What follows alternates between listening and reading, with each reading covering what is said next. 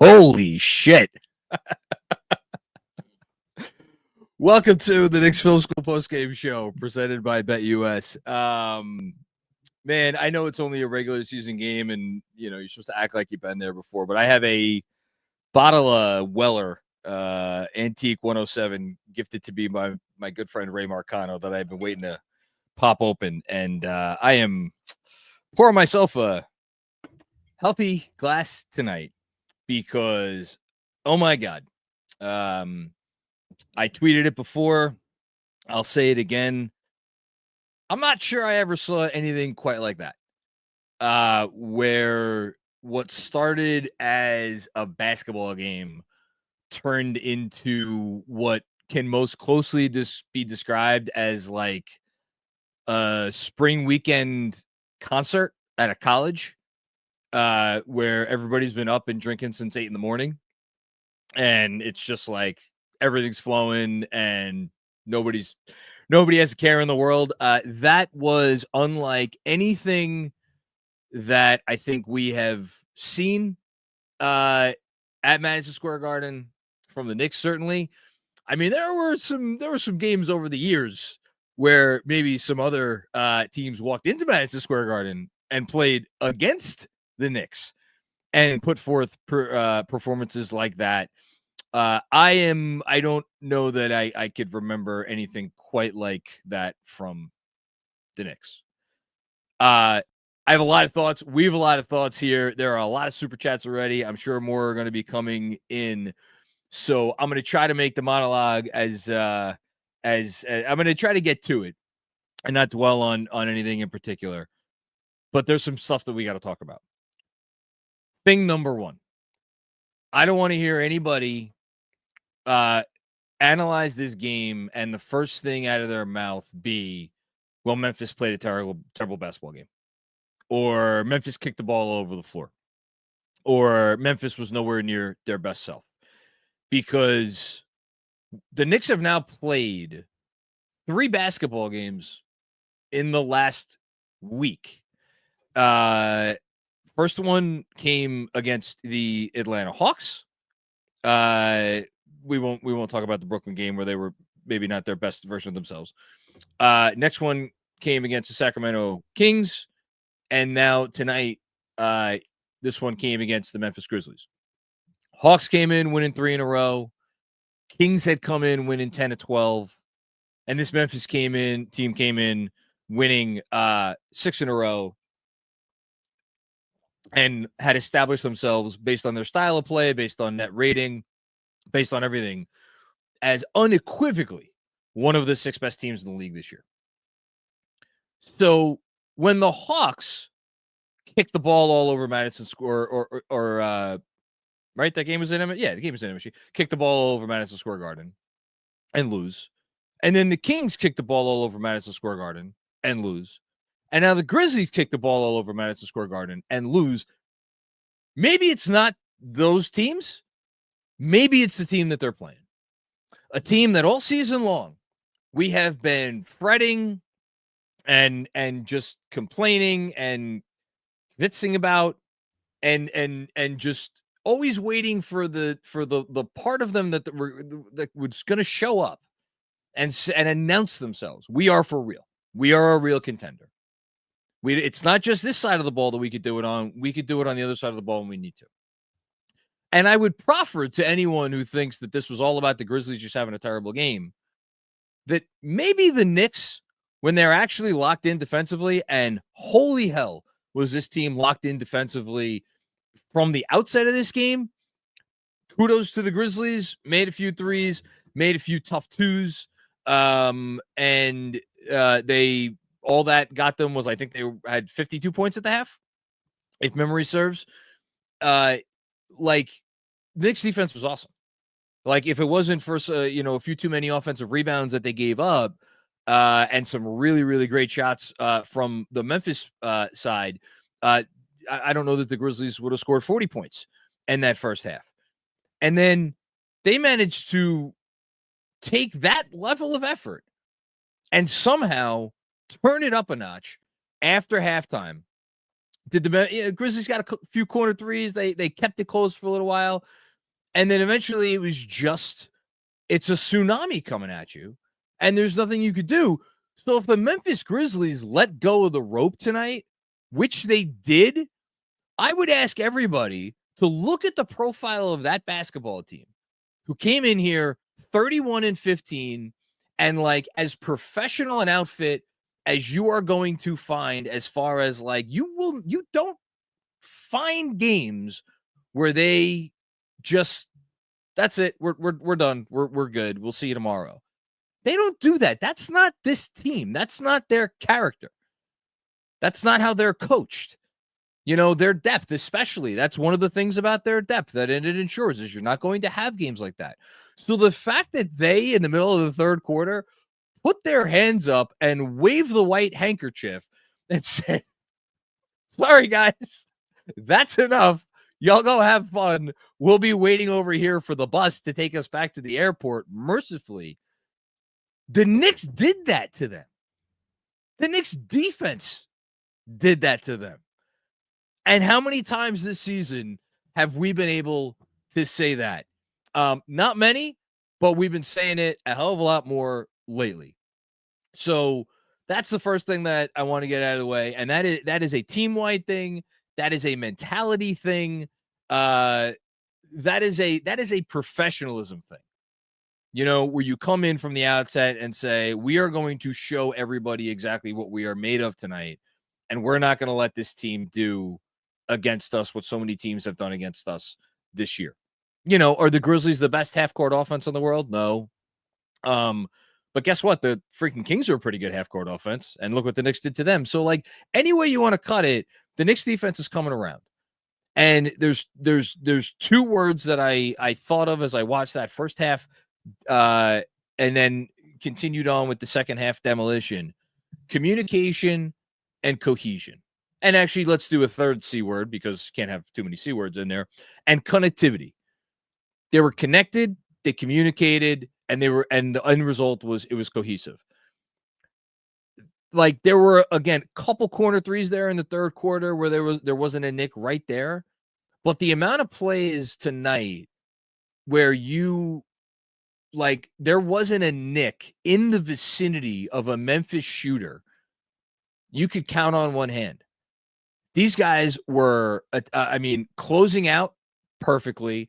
And if it was a hard closeout and they ran the Grizzly player off the line, guess what? There was someone else there. And guess what? After someone else was there, the next rotation had already been made. That's playing defense on a string. That's what we've been waiting for all year. And it was as good as you will ever see it against, again, not the best half-court offense in the world, but a extraordinarily professional basketball team. And even though they didn't look like it tonight, a very good professional basketball team. So, yeah, I guess I said I wasn't going to go on and on about anything in particular. Well, guess what? The Knicks defense deserved to be gone on and on about tonight. As far as, like, things that made me jump out of my seat and scream and made my daughter giggle like the 8-year-old that she is because daddy is just not acting like an adult. I lost track at a certain point. But like, so man, I thought the cat wild ad one that he had in the middle of the third quarter, that was going to be the play of the night. I don't even know if that makes the top 5.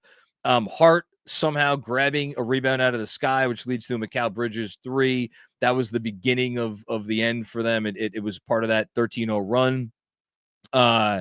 You had the Payne campaign, 3 straight incredible finishes at the rim to end that little scare that we had at the end of the third, beginning of the fourth quarter. You had the Precious Achiuwa block into a dunk that I was convinced was going to be the play of the season until literally 2 minutes later, where we had OG Anunoby throwing it to Mikal Bridges for the alley-oop, which, again, would have bet a fair amount of money that was going to be the play of the season. And then, there's a play that puts all of those previous plays to shame. When Deuce McBride made OG Anunoby, funny enough, Memphis wanted him badly. Memphis wanted both of these guys badly, OG and Mikal Bridges, and we're getting to them in a second. And yes, Mark, this is indeed the Autograph signature moment of the game. Shout out to Autograph. I'm going to have a new 3x3 up tomorrow. So check out the Autograph app. If you don't have it, download it. Use code KFS. Get rewarded for your fandom. Check out all the stuff you usually do, except you get rewarded for it. OG Anunoby, the reason why Memphis wanted him, the reason why everybody around the league wanted him, the reason why the Knicks gave up some really great pieces to get him is because that dude has as good a body control as any defender in the NBA. And Deuce McBride made OG Anunoby lose control of his bodily functions. He couldn't stand. He couldn't keep hold of someone's hand who was trying to help him up.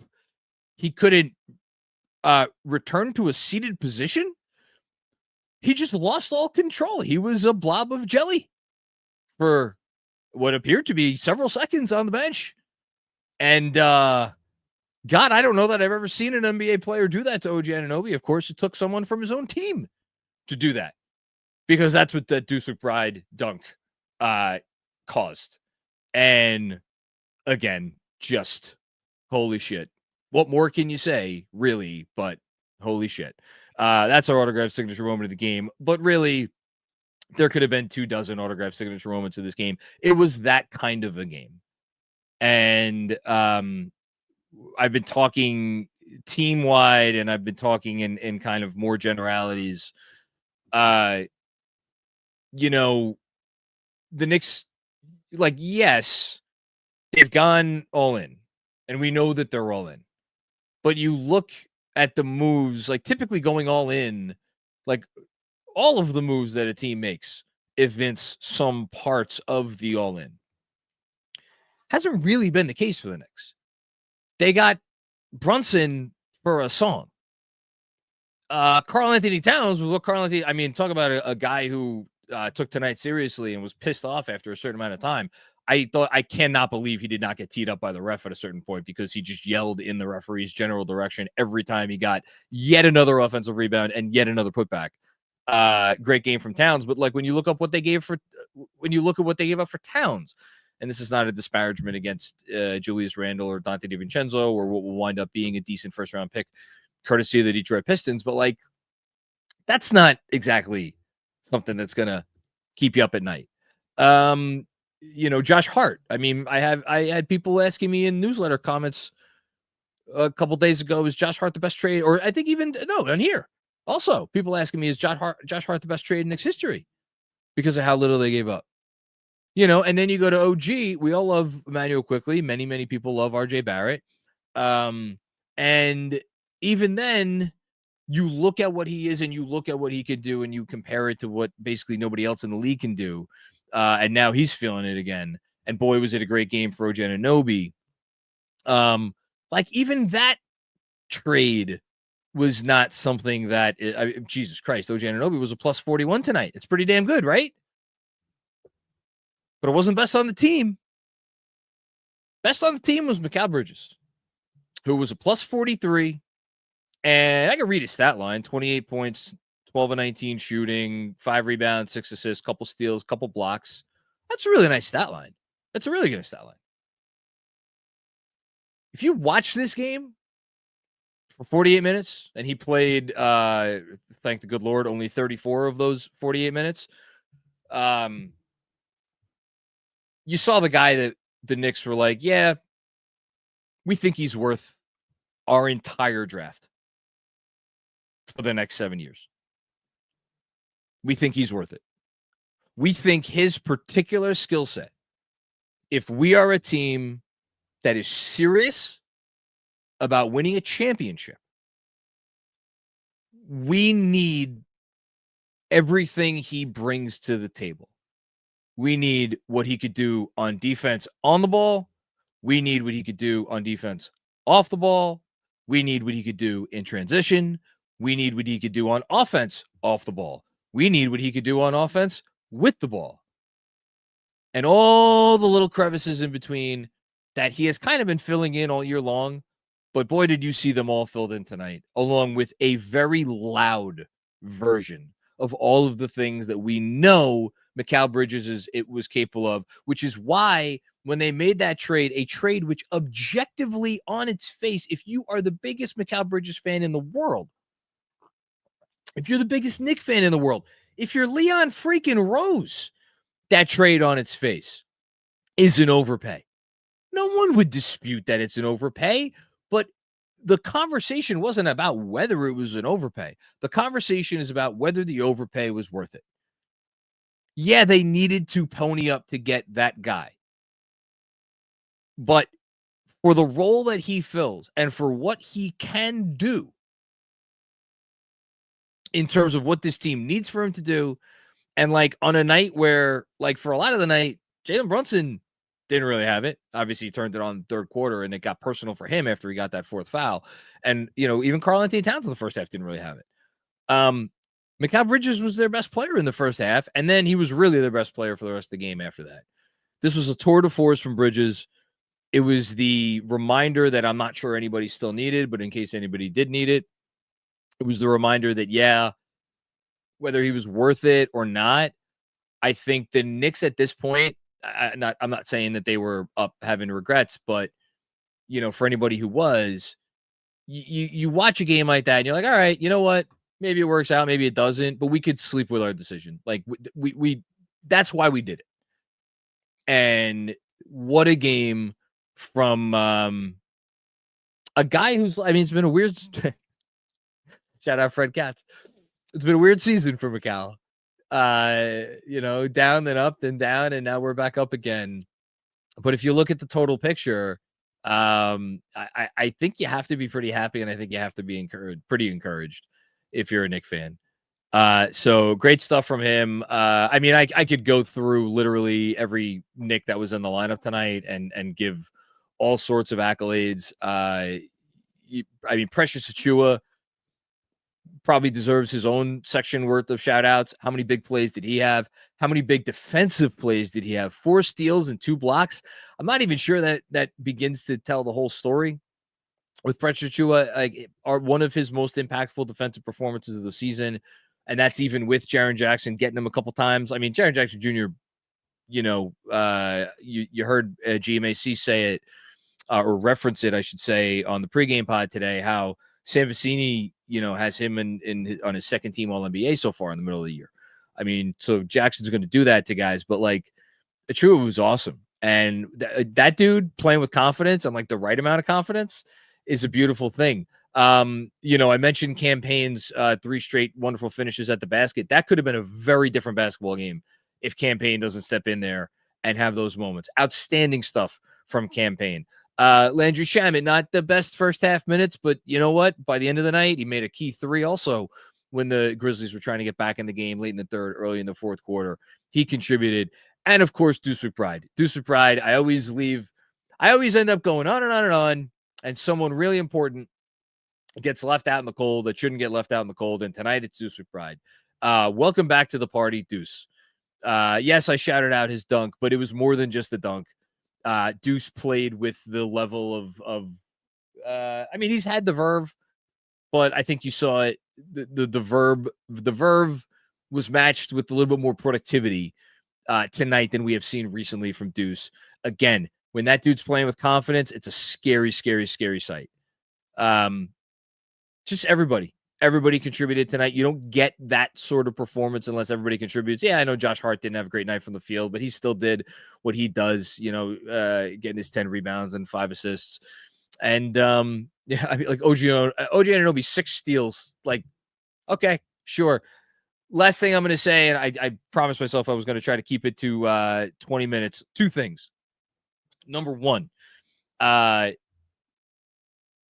the Memphis Grizzlies coming into tonight were, I am double checking this furiously as I speak, I believe the 5th best defense in the league. 6th best defense in the league. They were a hair behind the Boston Celtics, but 6th best defense in the league and 4th best net rating. They didn't really have for the Knicks. I know they're not the sort of switching defense that the Knicks typically struggle against. But outside of a couple of maybe, Towns decisions in the first half where he drove and maybe you should have shot, the Knicks scored 140 points tonight. That's a good defense. That's a great defense, arguably. And they had nothing. So yeah, we're going to talk a lot about the defense tonight. It's going to be the lead story, as it should. But let tonight be a reminder to everybody that if this team does go on to win a championship someday, it is because they have built an offense that is, I mean, at this point, I don't even know that it's a question that it's the greatest offense in franchise history. Can they get to the level of I wrote about the secret today for today's newsletter. Can they really figure it out to the level of the championship teams in terms of like unselfishness or whatnot? That's the only thing left for them. They'll get there. But yeah, special offense. So that's number one. And number two, before I get to my super chats, I have to give a shout out to everybody who was kind enough to buy Girl Scout cookies from my daughter, Scarlett Ray Macri. Blown away by the generosity and the support after the last post-game show. Mark, I don't know if you still have access to the link, but if not, I'll put it in the chat here so you could pop it in case anybody maybe didn't catch the last post-game and still wants to buy Girl Scout cookies, and the offer still stands for anybody who buys it and shoots an email to knicksfilmschool@gmail.com. I'll give you a shout out, and to show you that I stay true to my promise, shout outs to the following people: Kyle Medeiros. I hope I pronounced your last name right, Kyle. Monroe Doctrine. That's not his real name. David Nussbaum, James Nelson, Zach Israelite, Ben Starr, and his dad, Ron Starr, who nearly cleaned out my daughter's supply. Thank you, both of the stars, pun intended. Of course, my mom, Marcia Carousel, her lovely husband, John Amore, and last, certainly not least, Robert Cross. A bunch more people bought boxes than I just shouted out, but those are the people I got emails from. If you want a shout out, you bought a box, again, email knicksfilmschool@gmail.com. Happy to give you a shout out. I love doing this, and I promise you it's for a great cause. I mean, it's the Girl Scouts, and you get cookies, so what's better than that? Okay, that's it. Let's talk to some people. I gotta think this is going to be a fun one, and I am here for it. Whatever you guys want to talk about. Oh, we got a lot of people watching too, apparently. Well, that's nice. And hey, if you're watching and you're new to the show, subscribe to this very YouTube channel that you're watching right now, because we do a lot of good stuff on here. Okay, we're starting off with 3 from the man, the myth, the legend, Busy.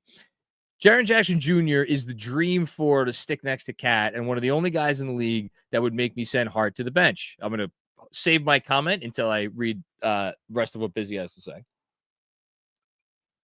Just wanted to shout out the 5 owners in our fantasy league who are active and engaged. Kevin Danishevsky, you are not included.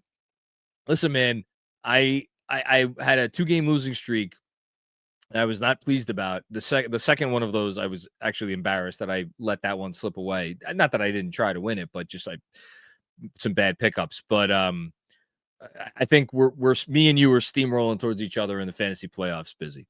And then last one from Busy, and then I'll get to the JJJ comment. This team is amazing when they get stops and run, making even more of a case for why they need to play more aggressive defense.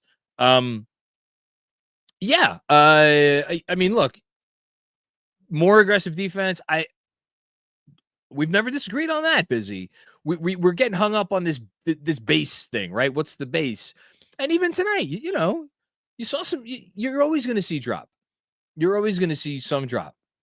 But for me, it's like tonight, was it their aggression or was it them standing their ground and not getting beat off the dribble? Like, how many Knicks got beat off the dribble tonight? Like, and if someone did, like, it was a good trail and there was somebody there, and the somebody that was there, somebody was already rotating on the backside to help the helper. Like, I think you could have it both ways. And the lovely thing, Busy, is the same concepts that you need to apply to be a very good defense that plays a slightly more conservative scheme. It's all the same concepts that you need to apply to become a very good a more aggressive defensive scheme. And I think the nice thing about the Knicks personnel is that, like, we talk about the Knicks defensive personnel as if it's a weakness, but I would argue that their scheme versatility might be their greatest strength, or at least that's what we have to hope. Which is a really nice thing, because in the playoffs, you got to, beat teams different ways. As far as Triple J, I mean, that should go without saying. He's the dream pairing for Karl Anthony Towns. He obviously shoots it, although I don't, our team's guarding him out there. Like, if they got Triple J, teams are guarding him with their center, but like, it's probably worth it when you look at what Triple J does on the defensive side of the ball, and obviously how talented he is on the offensive end. He's like one of the few guys in the league that you can look at and be like, yeah, sure, that guy would start over Josh Hart. But I'm not ready to break up this team just yet, and they would have to break up the team to get him, because he's really good, and he doesn't make a ton of money now. He will make a lot of money on his next contract. So, yeah. Thanks, Busy. Appreciate you starting us off. The Plaid Unicorn. Mikal had Ja in prison right now. He's been a maniac on both ends of the court. You know what? Let's read Mr. Morant's stat line. Why not? Ja Morant tonight, he actually probably he had 10 points on 5 of 13 shooting, 2 assists to 4 turnovers. I'm not sure that's the way the ratio is supposed to go. I will have to double check the experts, Benji and DJ. And in 27 minutes, Ja Morant was a minus 41. That's why you give up 5 first-round picks in a swap. Thanks, Plaid Unicorn. Sam L., what's going on, Sam? There have been games throughout the season where we have seen the vision, but it's usually an offensive thing. Tonight, we saw the vision defensively. I took 10 minutes to say what you just summed up in like 200 characters. Yes, tonight was the vision. I think it's a combination, as Busy was talking about, of aggressiveness and just checking all the boxes, crossing all the T's, dotting all the I's, being where you're supposed to be, and holding your ground. It sounds so easy, right? It sounds so easy. And the one word that I have not mentioned tonight, and I probably should have mentioned already, is rest. This team did not play like a tired basketball team tonight. They have played like a tired basketball team at times over the course of the season. They continue to have days off. It's nice that tonight none of the guys had to get pushed particularly hard, because they're going to have just as big a challenge waiting for them on Wednesday. Thanks, Sam. Knicks Fan Patrol. What's going on, Knicks Fan Patrol? Precious just hit a joint and Breen called it out. Breen was like losing his mind. So I was losing my mind too. So I think I may have missed that particular call out. I will take your word for it though. And Precious could hit all the joints that he wants tonight. Thanks, Knicks Fan Patrol. Kevin Danishevsky, I know you're excited tonight, Kev. Tonight's word, versatility.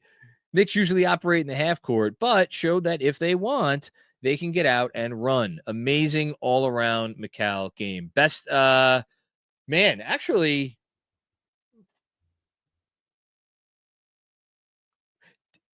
is this better than the Christmas game? Obviously, scoring-wise, the Christmas game was otherworldly, and they needed every one of those points to win that game. Defensively tonight was his best game of the season.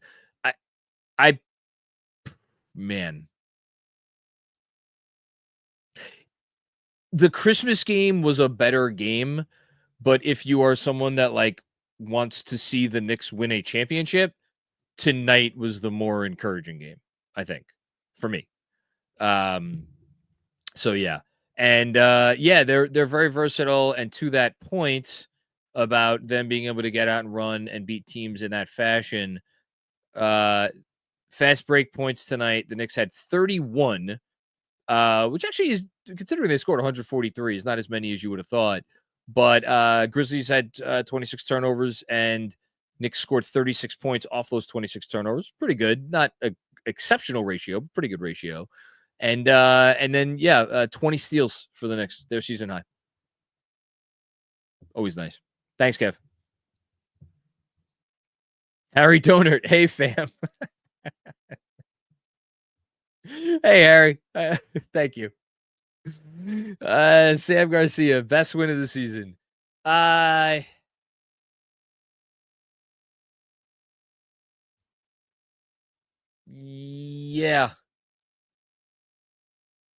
Yes. Yeah, I'm sticking with what I said at the top.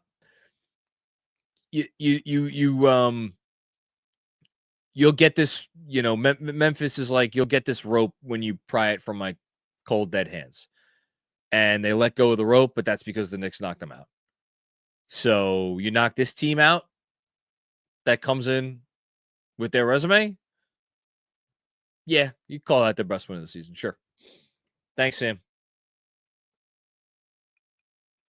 Drew P, first real signature win. Crazy highlights, too. I mean, I'm not going to push back about that. It's their first signature win. If anybody wants to call this their first signature win, I'm not going to argue.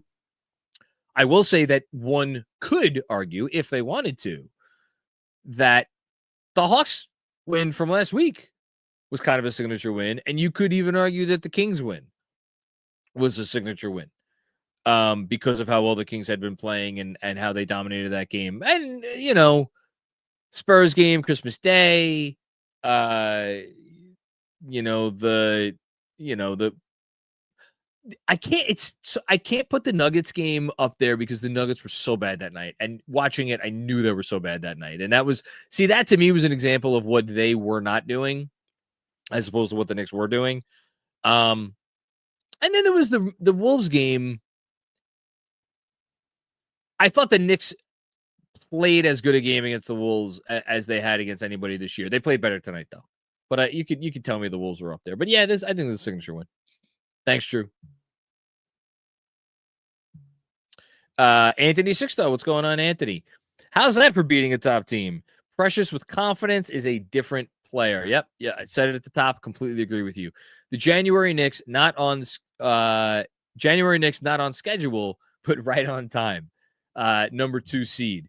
We'll do the out of town scoreboard in a bit. Listen, it's in play. Boston did lose tonight. They lost to Houston. By the way, break up the freaking Rockets. We're going to see them. Talk about a homestand. You got the Lakers coming in, and they're hot. You had the Kings coming in. They were hot. You had you have the Nuggets coming in. I know they just got beaten down like a drum by the Timberwolves, but they've been playing great ball. I think I mentioned the Lakers and then the Rockets to end off this little homestand. That's why this is like I said it at the top or before they started this homestand. We're going to learn a lot about this team, and then you get your little break in Toronto and then Boston, Indiana, Atlanta. Boom, boom, boom. So what a challenge, but they've lived up to the challenge so far. Thanks, Anthony. Spicy Sham. Winning cures everything. Did we need to cure anything, though? Did we really need... it is funny. It is kind of funny. They've won. So I'm going to say something, and then I'm going to counter exactly what I'm going to say. I'm going to say at the top, it's funny how the sky could be falling, which it was for what felt like 3 weeks. And then it's like that didn't even happen because of these 4 straight wins.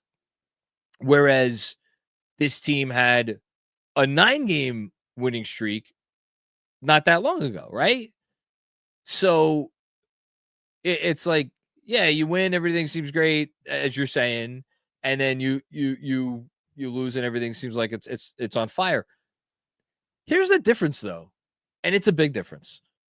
As that 9-game winning streak was happening, at no time was the excitement level nearly as high as it is right now. Because if you go back and you look at that 9-game winning streak, they beat a injury ravaged Orlando team. They had the crazy cat game versus Minnesota, beat the injury ravaged Pelicans, bad Toronto team, and then the Spurs game on Christmas Day, they were around a 500 team. You barely beat them. Great win, but still.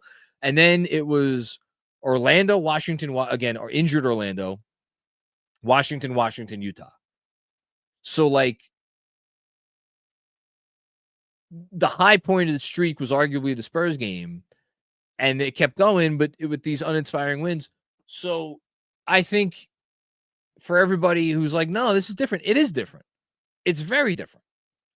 Like, the quality of the wins that they have had on this streak, the Atlanta game, the Kings game, and the tonight were as high or higher as the best win that they had on that 9-game winning streak, with all due respect to the Spurs and the version of the Timberwolves that showed up that night.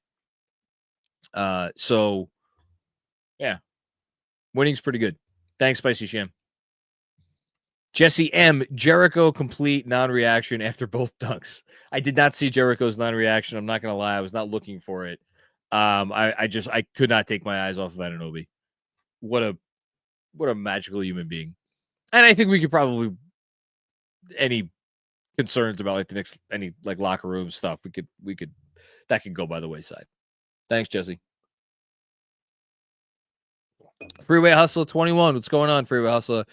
When they play with this effort and pride, they can at the very least scare the living shit out of any team in the NBA, win or lose. Yeah, I mean, if you want to talk about ceilings, I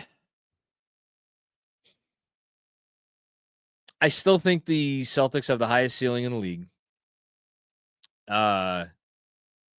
Just because if they're hitting their threes, they care on defense and they're like locked in and all the stuff they haven't been doing for the better part of a month and a half. If they start doing all that stuff again and they're hitting their shots, it's the scariest team in the league. After that, you would have to give the Thunder an edge over the Knicks. Although I think it's closer than the scores of the two games that the Thunder and Knicks played against each other would indicate.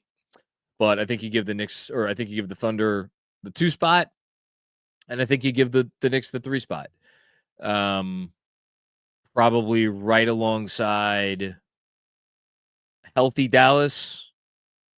I mean Denver, just because they have that guy, and I mean, look, I know they're scuffling now, but you still have to throw Cleveland in there.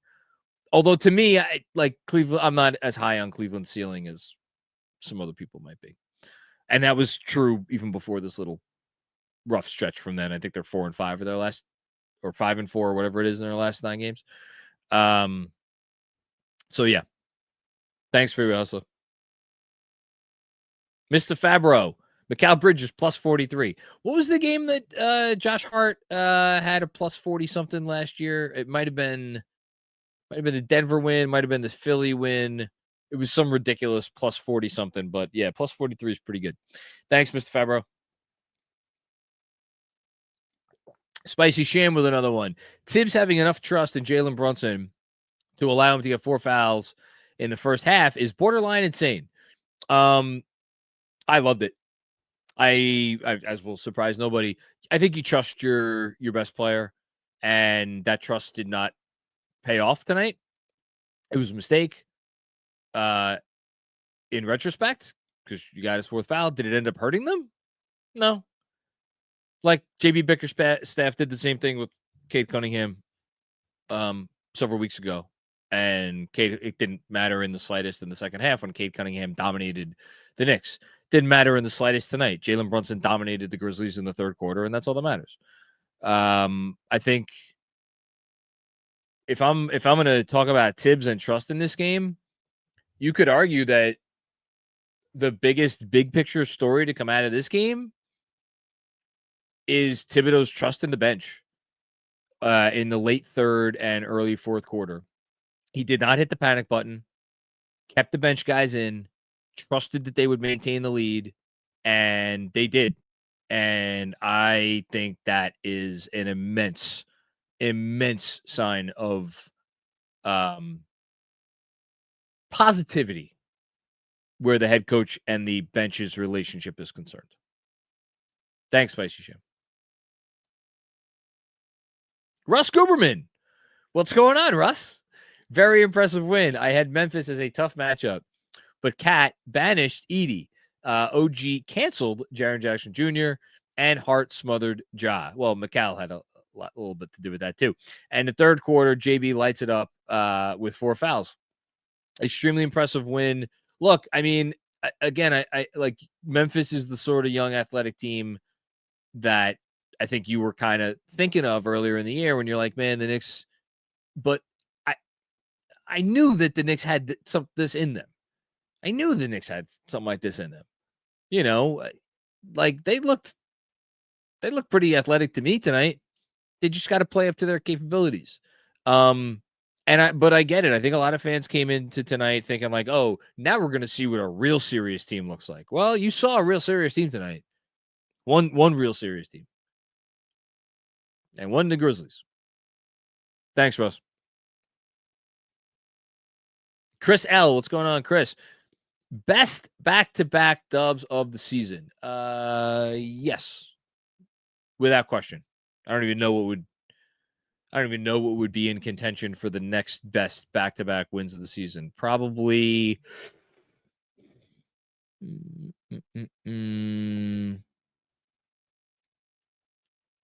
really have not had a lot of signature wins, have they? Yeah, easily, without question. Let's freaking go. The defense is gelling. Champagne popping. Tibbs riding the hot hand tonight. Deuce Yamin, we're on to Denver. Man, that should be a fun game. Because now the Knicks are playing to the level of like they're feeling it. And you could tell they're feeling it. And I think up until very recently, there was this feeling about the Knicks that even when they were on the winning streak, and by the way, when they were on that winning streak, they had some no-shows against some pretty shitty teams. There was this feeling like, yeah, you know, they're a really good team, but what version are we getting tonight? Can we be sure that it's going to be a good one tonight? Now I feel like I'm going to go into Wednesday night feeling like I don't know if I necessarily felt this way coming into tonight. I was still in the place of like, I hope this goes okay. Grizzlies are really, really good, really serious, really professional. Don't make a lot of mistakes. Well, it shows what I know. Now I'm going into Wednesday being like, I don't know if we're going to beat the Nuggets. Jokic is the best player in the world. But I'm going into it with confidence, and I'm sure the Knicks are going into it with confidence too. Thanks, Chris. All right, we got a couple coming up from the main man, Dom Cappuccini. What's going on, Dom? Cohen got his signature win, and they still have 35 games left. Color me impressed. There you go. Look, Dom's impressed. That's a good night. Now let's see what they could do against an angry Denver team. Yes, you figure Denver is probably going to be angry coming off the Minnesota loss. And, I didn't even realize this as I speak. We're getting some of the scoreboard. Shout out to T Squared Social. 1 year watch party coming up on Saturday. Can they beat can they please beat Denver so we could go into the 1 year watch party with a 5-game winning streak? Please. Is it asking too much? Last year we went into the Laker game with a 9-game winning streak. Let's go into this one with a 5-game winning streak. Anyway, Denver lost tonight to the Bulls, 129-121. That was actually the Nuggets had a 1-point lead in Chicago going into the fourth quarter, and they were pretty badly outscored in the fourth. Jokic, of course, has a 30-point triple-double. It doesn't matter. So, yeah, Denver's lost 2 in a row. I'm sure they are going to be angry. Let's see what they do about it. And let's see what the Knicks do about it. Hot night for the Bulls from 3. 24 from 53, 45%. Okay. Another one from Dom. This is what I've been patiently waiting for. I already have said that their 9-game winning streak doesn't have to be the high point. Let's go Knicks. I don't know that anybody should have treated that 9-game winning streak as the high point. It felt very different from previous win streaks from previous years, and the quality of the basketball. We knew it. The quality of the basketball wasn't up there, but I still thought we were downplaying it because it's just, it doesn't matter who you're playing. It's hard to win 9 games in a row. This is more impressive. Now let's keep it going. Chibo, best game of the season, period. No disagreement. Agree. I love all of this. This is great. Good Weller, too. Chris Ireland, what's going on, Chris? Wild Mikal game on both ends. Game was out of reach, but the non-Brunson and non-Towns minutes in the fourth were beautiful. Just when I was thinking the team wasn't deep enough, maybe they are.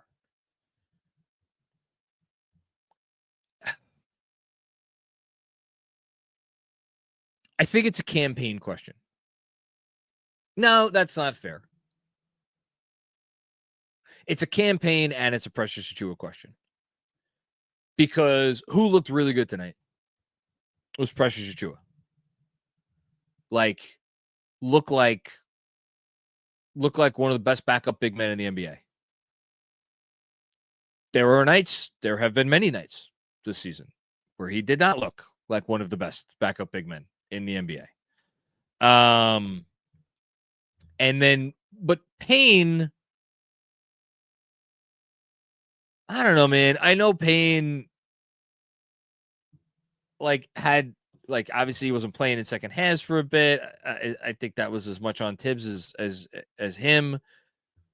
I never sensed the drop off from Payne. I think Payne's been good all year.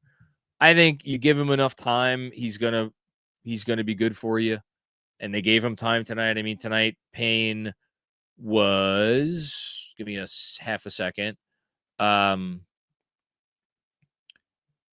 Payne played 16 minutes. He was 4 of 10 from the field. Was only 1 of 6 from 3, although his 1 3 that he made was absolutely hysterical, his reaction to that. And the dude was a plus 17 in 16 minutes. I think they're fine at that spot. If Cam Payne is your 8th, maybe your 9th man, we'll see what happens after the trade deadline. I think that's fine. We know what we're going to get from Deuce. So I think it comes down to Precious. I really do think it comes down to Precious because with Mitch coming back and if they're not going to trade the Mitch contract, I have to assume that they have some modicum of faith in Mitchell Robinson's ability to come back and contribute to this basketball team. So if you give me Mitch, some version of Mitch that's an approximation of what we've seen from him in the past, and then you give me Deuce, and then you give me Payne, I think it comes down to Precious. And again, it gets a little funky there because you're not, now they're playing the 4 bench guys at the same time, and I don't think you want to be playing Precious and Mitch. So that's why, again, I'm wondering, is there something else? I'm utterly fascinated to see what this team does over the next 10 days. Fascinated. We'll see. To answer your question, I mean, you're saying maybe they are. To make it through 4 playoff rounds, if that's the goal, right? That's the goal, right? We want to win a championship. Do they have enough for that? I'm a little up in the air, but tonight was a good sign. Thanks, Chris. Good comment. Will Oliver joining the chorus. Best performance of the year.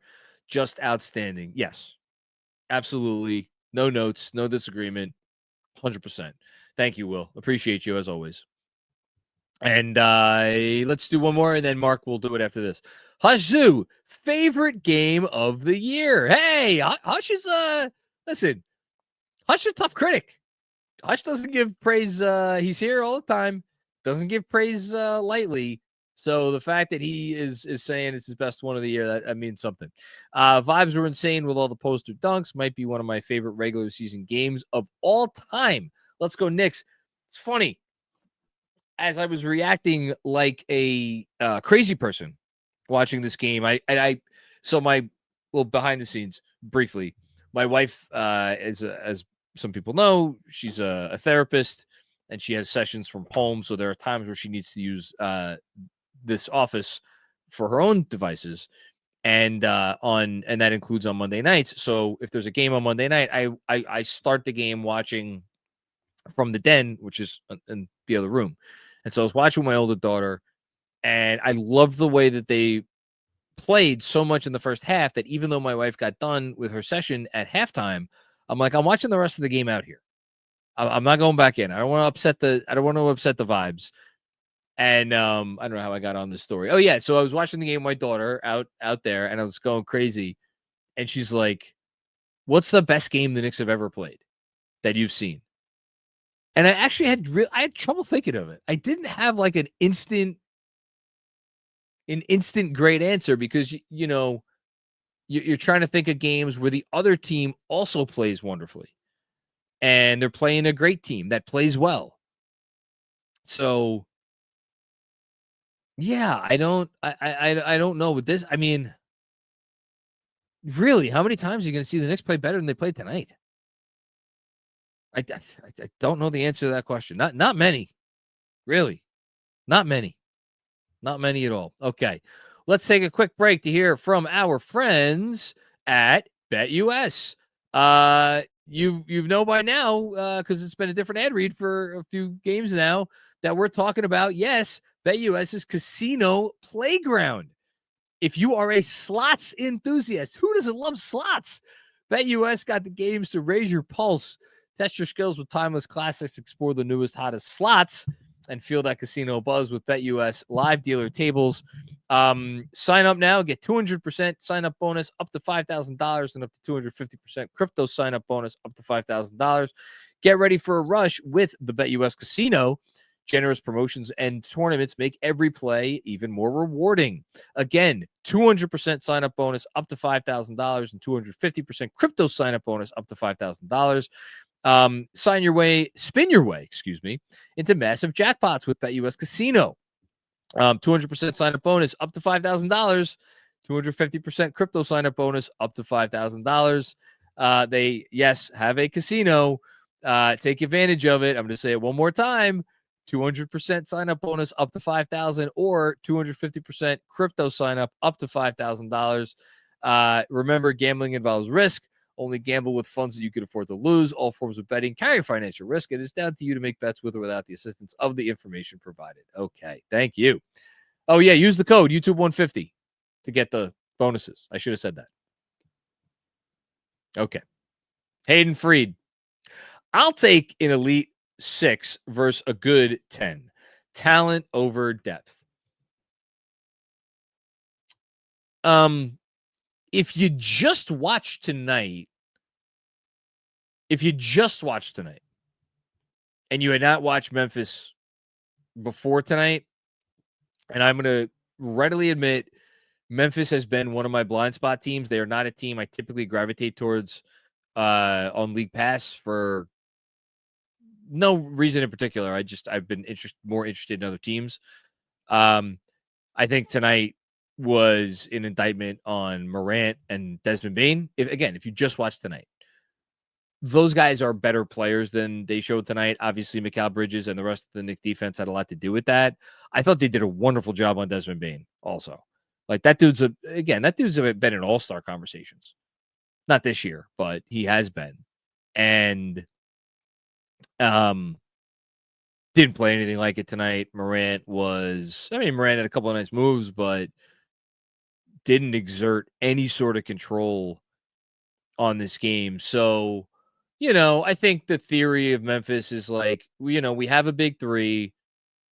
Our big three is like, is it a top 5 big three in the league? It's probably more like a top 10 big three in the league. But between having a top 10 big three in the league and between having a guy who might be maybe kind of sort of a top 15 player in Morant, and then actually Jaren Jackson Jr., like they could make a case, not a great case right now, but they can make a case that they have 2 of the top 15 players in the league. based on Morant, how he has looked at times, and obviously how Jaren Jackson Jr. has played this season. So like 2 of the top 15, 20, Baines, whatever he is, and then you got the depth. Like that's their case. I think when you have the misfortune of being in a conference with SGA and he has the complete team that he has, and Jokic, who's, playing as well as anyone who's ever played the sport, and he has a pretty good top 6 in his own right. It's tough, not to mention your Houstons and your other teams out there. So, it's tough for them, but yeah, we'll see what they do. Listen, there's a reason the Grizzlies have been in on all, and you heard on the pregame pod today, Andrew talk about it. They were right there on Bridges and they were right there on Anunoby. There's a reason they really wanted those guys. They knew they needed more. Thanks, Hayden. Mythic Monty. Jason Hart was great tonight. That was funny. I never heard that before. What the hell? That's very loud. Thank you, Mythic Monty. Mickey, what's going on, Mickey? How you doing, my friend? The team has an IV of Michael's secret stuff going. Jeez. Did Morant play? I couldn't tell. Bridges was incredible after the first 2 turnovers. Yeah, they started off. It's funny, they went up 18-8 or 18-10 or 18-8, one of those. And I was like, man, they should be up like 25-8 because they were a little bit. It reminded me actually of a little bit of the recent Brooklyn game and the Orlando game, the Orlando game that they lost, where they started out and they were like pussyfooting around a little. No, I shouldn't even say that, but there were some possessions where you were like, come on, be a little bit more decisive. Be a little bit, give us what we know you're capable of. No, Bridges played a pretty perfect basketball game. You're not going to see Bridges play much better than that, or any NBA player, but play much better than that. And yeah, man, Michael's secret stuff is right. They they were drinking the Gatorade tonight. Thanks, Becky. Josso focused. #only one. Statement win. That's all that needs to be said. 2 words from Ja so focused. Ja is so focused that he doesn't even need to say anything else. That's all. Statement win. Justin Richards. This one is for GMAC. Just wanted to know if Sam Vecini thinks Mikal is out of his prime. What a win. GMAC, unfortunately, is not here tonight. I don't know. Will this super chat raise GMAC from his slumber? We will see. Look, there've been a lot of takes about Mikal this year, and have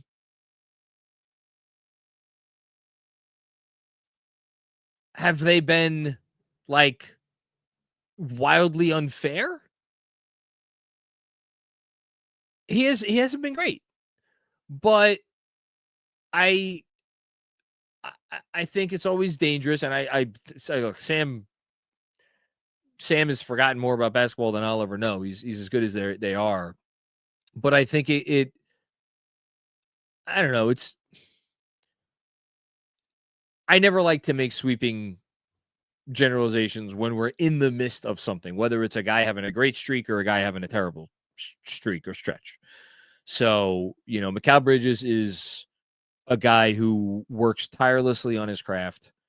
And the fact that what we were seeing earlier this year was at times inexplicable, to me, was all the more reason to remain patient. And obviously I'm a Knicks fan, so I'm more inclined to remain patient because I have a vested interest. That's human nature. But it was just so weird. And I get the DP, what is it, DEMP, what the trend lines and stuff, and you could see, maybe his on-ball defense going down and stuff. But this guy's good, man. He's a really good player, and he cares about the right things. So I'll take that and live with everything else. Thanks, Justin. Bill Peter friend, what's going on, Bill? That was a satisfying win, total domination, not enough positive adjectives. Again, Bill, I know you can be a harsh critic. So the fact that you're saying there's not enough positive adjectives for you to use for that win, that says to me that they played pretty well. So there you go. Thanks, Bill. Appreciate you. Sekou Burmis, what's going on, Sekou? Very generous super chat from you. Thank you. Friend and listener of the pod, Mike Breen, called this a signature win at the end of the broadcast. It's official. Let's go Knicks. Now I'm like, you got me. Obviously he's a friend of the pod because he's been on the pod. I have no evidence that Mike Breen listens to the Knicks Film School podcast. It would be wonderful if he did. I hope he does. There's a part of me that probably, may tell myself that he listens. Well, Sekou, if you have any proof, send it our way. Cause talk about egos and agendas. My ego would get the biggest freaking boost in the world if I knew Mike Breen was a listener of the Knicks Film School podcast. But yeah, signature win. And, speaking of not overreacting, there was a reason that I kind of remained calm as this team was going through it at times this year, because we see it every year under this coach. They were going through it last year for a while. I mean, granted, they made an Ojeanobi trade, but still, they were going through it the year before that. The We Here year, pre-Derrick Rose trade, it was like they were putzing around. And then obviously the year from hell. But even then they put it together late. They always seem to figure it out somewhere around the middle of the season. They always seem to figure out, okay, this is what we're about. This is what we got to do to win. Let's go do it. So it seems like maybe we're getting started with that stretch right now. Thank you, Sekou. Joseph Milio, what's going on, Joseph? No notes. Felt like they were screwing around at the schoolyard. In awe of that one. Best bench performance of the year.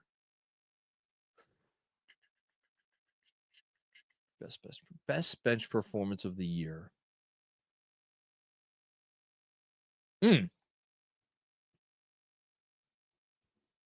That's a damn good question. No, only because the bench in the first half was those minutes where it was all four bench guys. Those minutes were a little rough.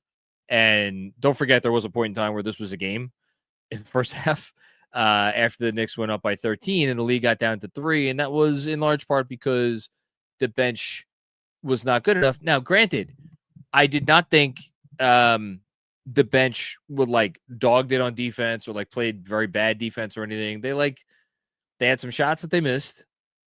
Shaman had a couple looks from 3 that he missed. Deuce missed one. Precious missed something. They were, and then the Grizzlies kind of hit tough shots and kind of exploited the Knicks' lack of size for a bit.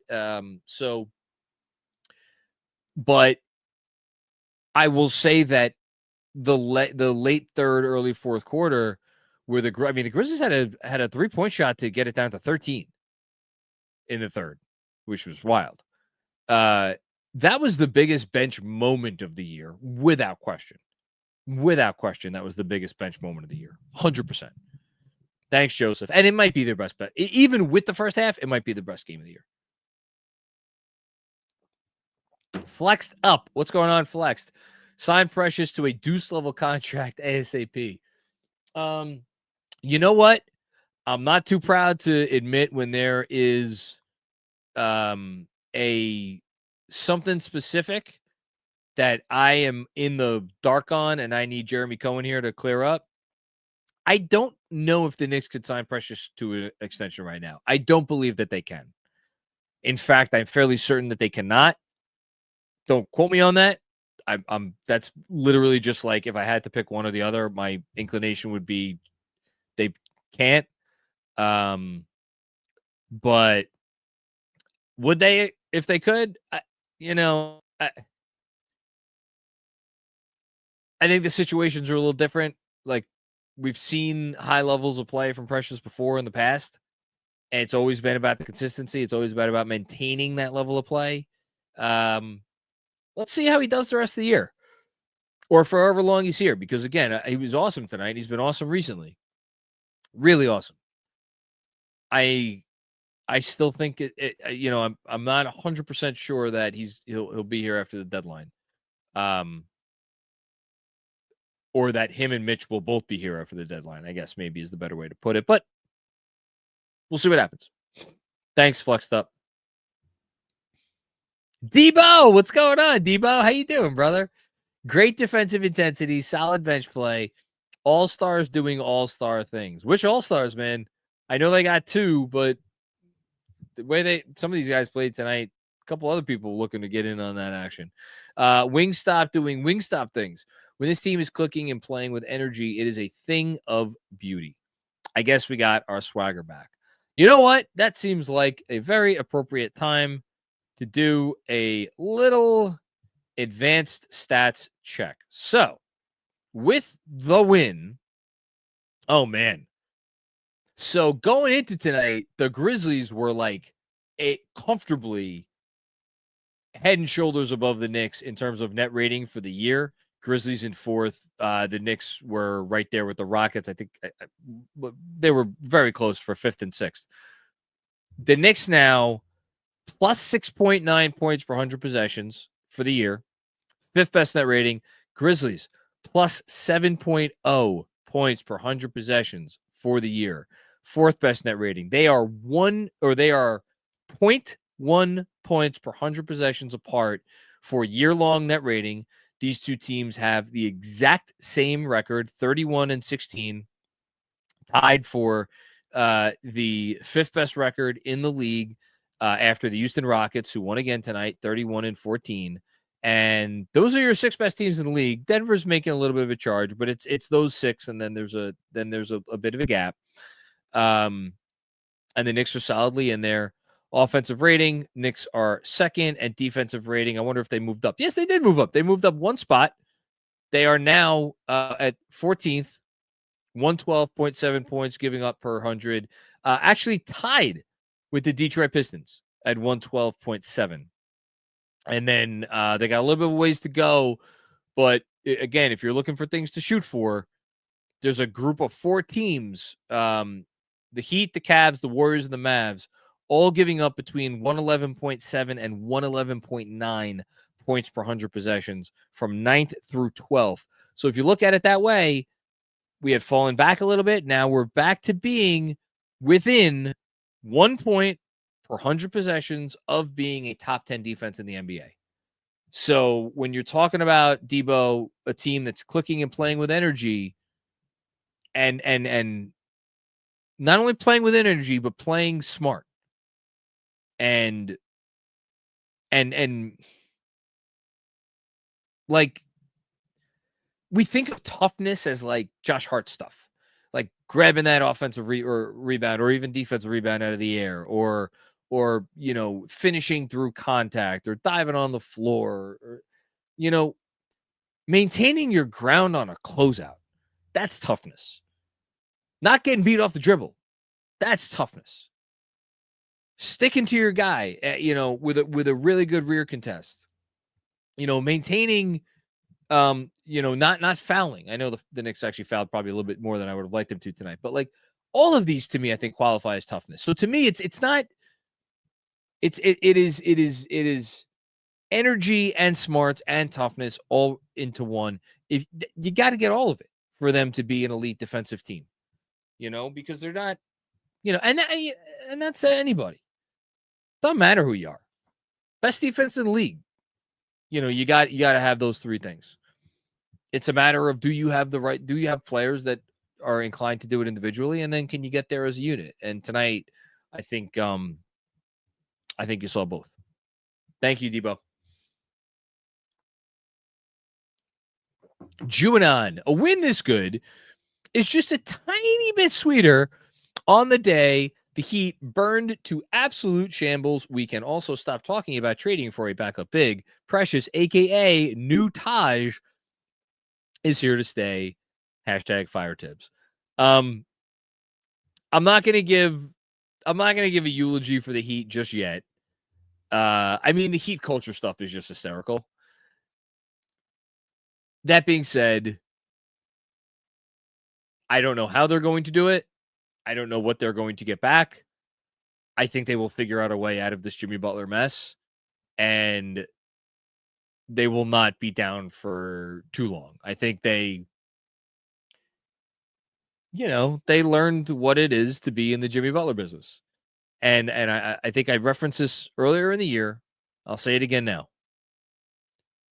The whole NBA, the whole league formulated their opinions on Jimmy and Cat coming out of that Michigas from whatever it was, 6 or 7 years ago.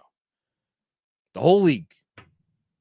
Everybody's opinions were pretty uniform. How's that looking now? Is it possible that we had like a deranged individual involved there and it was him that was at fault for that situation blowing up as opposed to like, oh, Cat's too soft and Cat this and Cat that? Just throwing it out there. Thank you, Juanon. Kento Cato, what's going on, Kento? Thank you for the super chat. Awesome performance on both sides. OG 6 steals. Good rest for Jalen Brunson, only 25 minutes. Cat 2 for 4 from 3. I'll get back to that in a second. Back-to-back awesome, precious games. Mikal, best player on the floor tonight. Love how quiet Nets fans and accountants are right now. That's the other reason I don't want to be too hard on the guest for the pregame show today because he shat on the Nets and I loved it. The Cat, that first 3 going down was a thing of beauty. And the fact that he hit a second one that was pretty deep as well. Like they need the threat of his 3-pointer. And you saw why they needed the threat of his 3-pointer. Yet another one of the plays of the game were when it was Jaren Jackson Jr. was it was a half a step he took up onto Cat, who was behind the arc. Half a step. That's all Cat needed. Saw the lane, drove the lane. Does he force the drive a little bit too much? Yeah, although the numbers on his drives are good. They're better than you might expect from an efficiency standpoint, certainly. Even though he does not ever pass out of those, but neither does Jaren Jackson Jr. Anyway, but half a step, again, former Defensive Player of the Year award winner, and Cat, boom, off to the races, finish, beautiful. And that's all because, the threat of his 3. So as long as he maintains that, we're fine. Thanks, Keto. Ryan Shepard, what's going on, Ryan? That counts as 2 wins against top teams. Man, that counted as like 5 wins against top teams. That was damn good.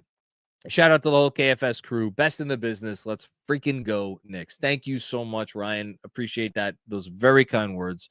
I think this moves them to either 500 or over 500 against teams with winning records. I'm already over that. I am. I'm sorry. I'm like already over it. We know what they could do. We know what they could do when they put their mind to it and when they play to a certain level. It's just a matter of if they go out and do it. We know what they're capable of. It'd be a different conversation if we were sitting here unsure of what they could be against the best teams. Yeah, I mean, of course, if they go and they face a Boston in a series in which Boston is like locked and loaded, that is a perfectly put together team for the modern era. Who's going to, any weakness you have, they're going to pick at it if they're fully locked in. That's a separate conversation. Against every other team in the league, give or take an OKC, maybe. We know what they could do. We know that they could beat all these teams. Just go ahead and do it. Just go do it. Thanks, Ryan. Juanon with another one. Oh, no, this is the same one. Hold on. going back to Juvenile for a reason. Hang on. Should I read this again, Mark? I'm gonna read it. You want me to read it again? It's the victory is still even sweeter because Precious. Hold on a second. What? Oh, hey, GMAC's here. Hi, John. Yes. The appropriate response to this super chat. Let's try this again. Can we take the next 10 seconds and laugh at those bozos, the appropriately eulogized, extinct Miami Heat? Hold on. As you're doing that, can I read something? Gonna have to go to Publix and find a new Jimmy Butler. In fact, Jimmy, you can go work at Publix because you got all the time in the world and apparently no income at the moment. I'm sure they'll offer you an extension. They have great bread at Publix. I'm going to quote, this is Chris Persianen. Mm-hmm. Hardest working, best conditioned, most professional, unselfish, toughest, meanest, nastiest team in the NBA. Losers. That's Florida for losers. If you want my official statement on behalf of Sam Vecini, please subscribe to the Game Theory podcast on YouTube. You can go bother him there. Subscribe, rate, review. Yes, go subscribe to the Game Theory podcast. Leave all the comments about Mikal Bridges on his YouTube channel. It'll help me. Okay? That's my official statement on the matter. That's great. Good to see you. Good to see you too. Best win of the year. A statement signature victory. Shout out to Tibbs playing 9 guys. No Towns, no Brunson in the fourth quarter, and they extended the lead to almost 40. What a beautiful sight. Andrew. What? Shocked is not a strong enough word. When the lead got down to 16, I was like, why is no one coming to the stores table? I didn't understand it. And then, like, the beginning of the fourth quarter, like, it was a couple of possessions were a little dicey. No one was going to the scores. I was like, have they hog-tied him in the locker room? Nope. Is that what's happening right now? Nope. Just starting to trust this team as the season went along. Shout out to a team that actually has time to practice when they have days off. It makes it even sweeter that the Miami Heat are in shambles. It makes it even more sweet that the Philadelphia 76ers are awful too. It's just been a very fun season, and I hope people start to enjoy it for what it is. Okay. I think we can go ahead. What? Shout out to have you seen A Complete Unknown, by the way? Yes. I did. Timothy. Thank you. I haven't yet. I will. Nice pick of Cat and New York City's own Timothy Chalamet in the New York Basketball tweeted it out. Timothy Chalamet, come on the Knicks Film School Podcast. Listen, if anybody out there watching knows Timothy Chalamet, again, you don't have to make a sales pitch. Just be like, hey, check out these guys. They sometimes occasionally know what they're talking about when it comes to this basketball team that you like, and they would like to talk to you about whatever the fuck you want to talk about. We could talk about the price of tea in China. I don't care. But you're a Knicks fan. You should come on this podcast. Yes, but more specifically, come on to talk about your movie that we will make sure John has seen by the time you come on. So Timothy Chalamet, come on this podcast. And if you want, bring Ben Stiller. Ben Stiller, come on this podcast. I really want to talk about Severance season 2. And Ben, bring Adam Sandler. Not only am I dying to see the movie, I'm dying to bet on it for Best Picture. I think it's in the cards. Oh, I don't. That's a little too rich. No, I think we're headed for a pretty historically bad. Stop it. No, you're done. Go. You can go. Thank you for your contribution. Good night, everybody. Good night, Heat Culture. Nixon 5. Oh man, that was good. Okay. Thank you again, Ryan. Appreciate you. Deadwoods 604.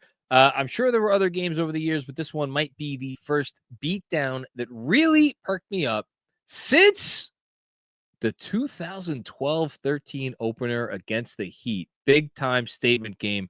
I have mentioned that game before. I listened to that entire game. This was before you could stream games on your phone.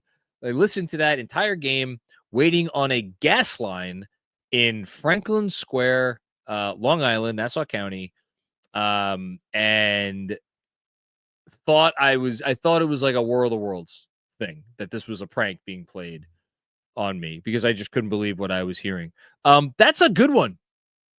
That's a really good one. I don't know that turned into the,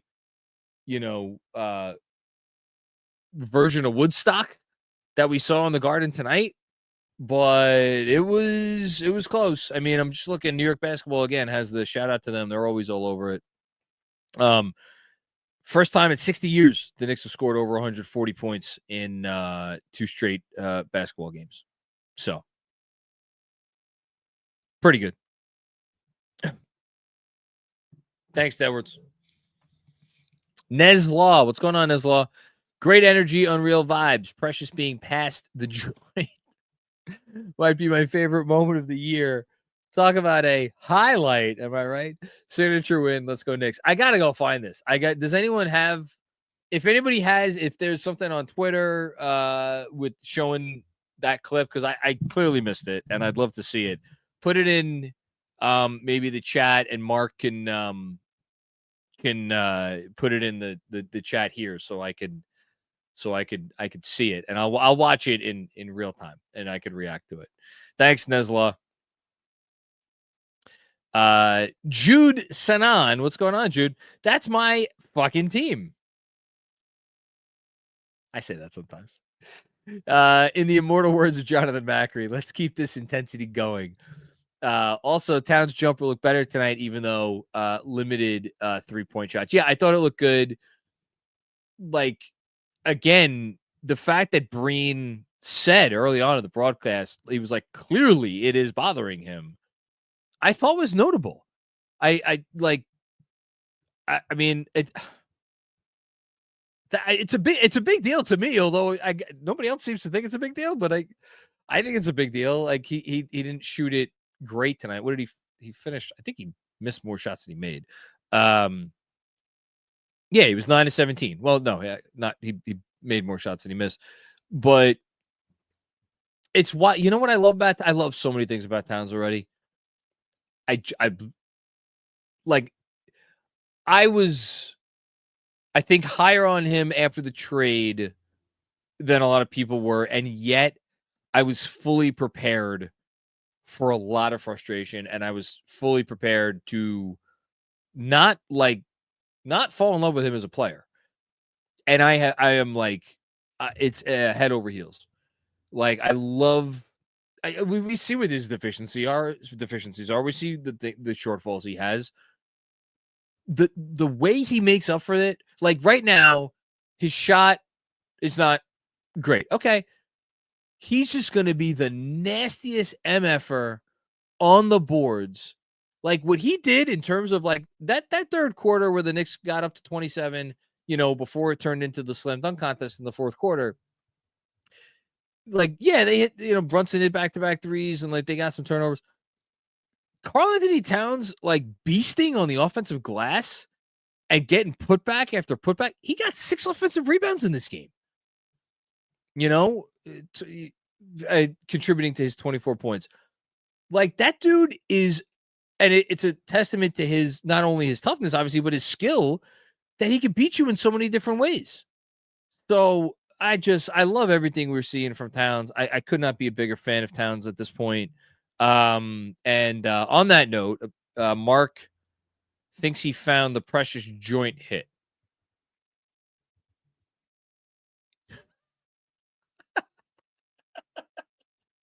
He definitely takes him. Who handed it to him? Whose hand is that?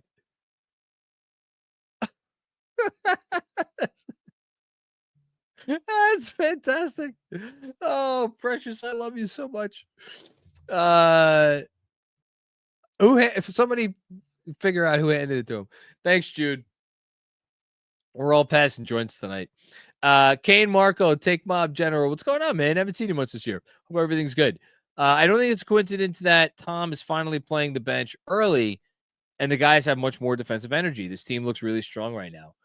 Yeah, it took him a while to get there. The easy answer is, hey, Tom, dum-dum, took you long enough to wake up. That's the easy answer. If you're looking for potential alternative explanations, you could talk to me about, well, Precious was always, even right after Precious came back from injury, he was coming in pretty early. So I don't think it's that. But if you want to talk to me about, now Shamit's been coming in early. Like, he wasn't on the team for a while, and we know how much Tom Thibodeau values practice time. So was it a coincidence that they had time off and all of a sudden here's Landry Shamet coming in 6 minutes into the first quarter in the last game? I don't know. I mean, whatever it is, or maybe it's just like it took him time to build up that level of trust, or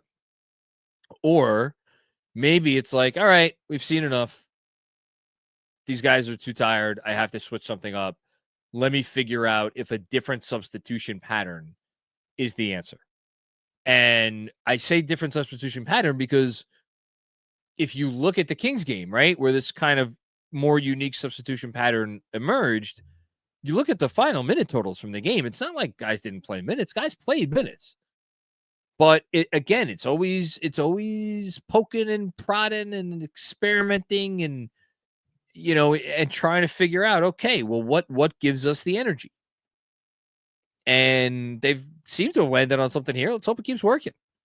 Neslaw says in the chat that it's Mikal Bridges handing him the joint, as it should be.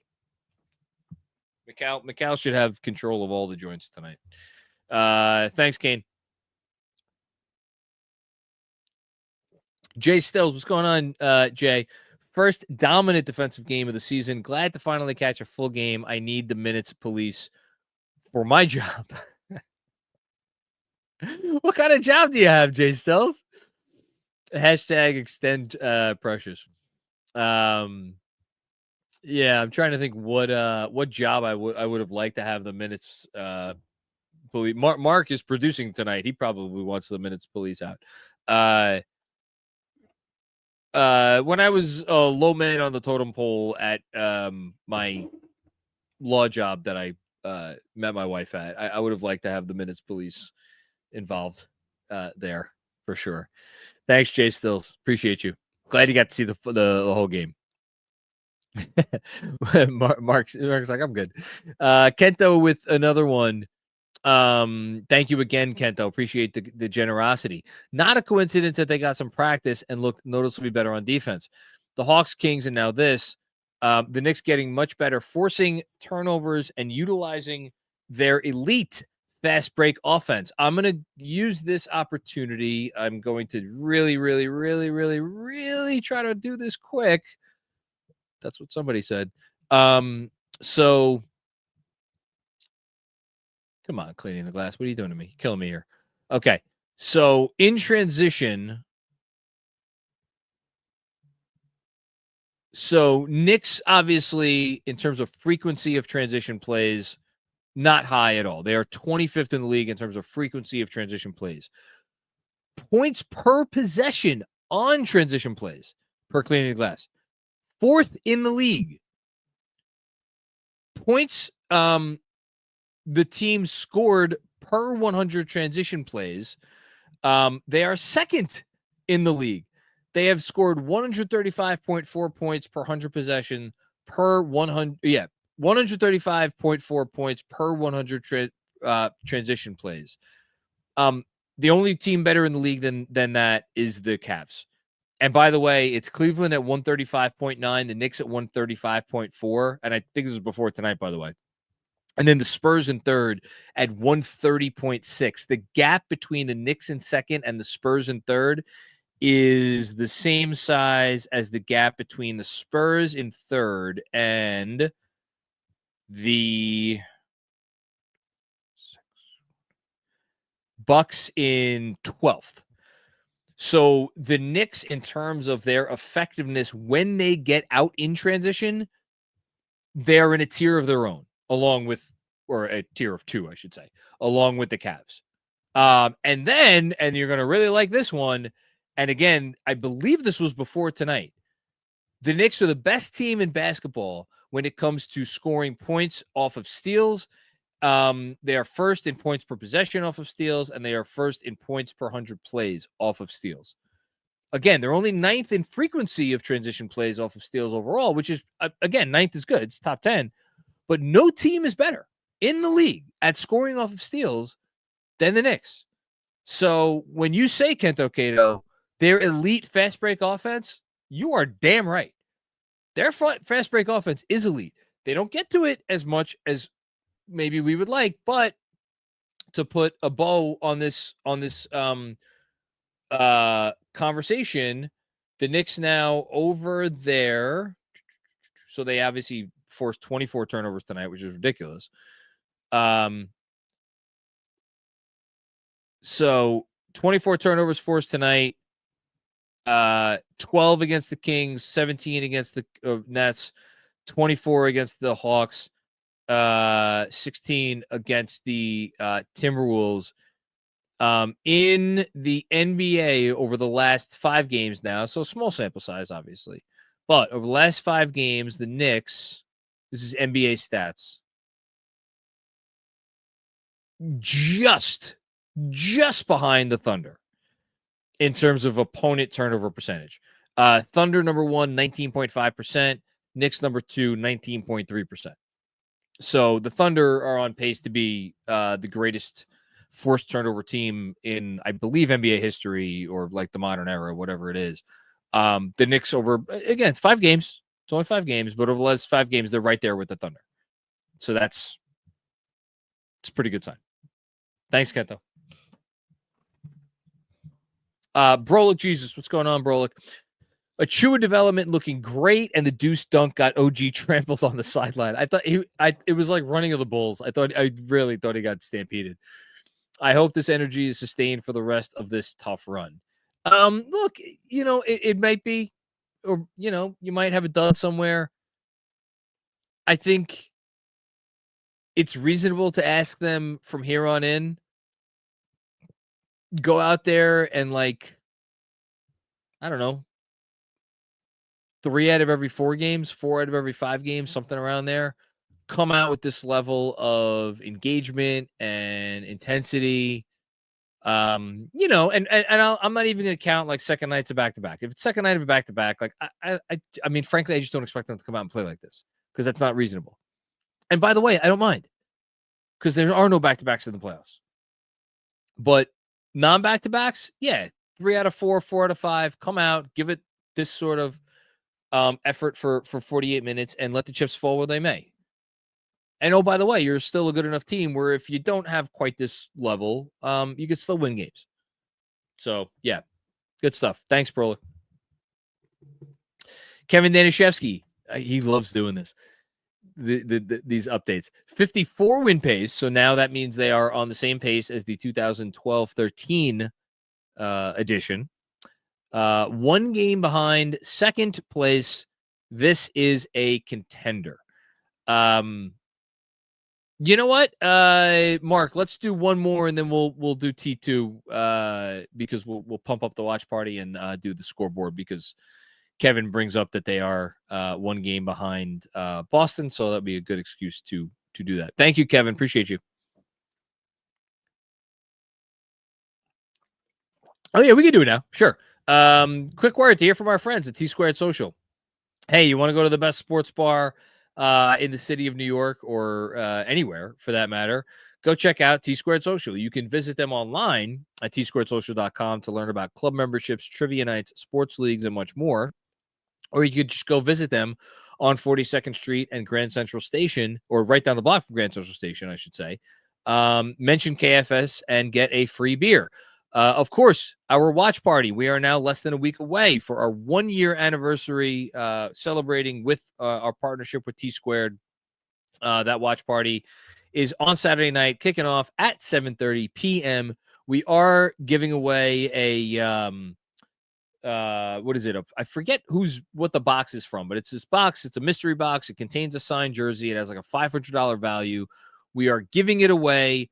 It is no entry to get into the watch party. Come on, have a drink, chill out, root on your Knicks. I'm going to be there. GMAC is going to be there. It's going to be a great time. Hope to see everybody at T Squared Social.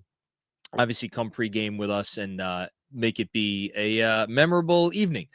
Okay, so scoreboard. Let's do this.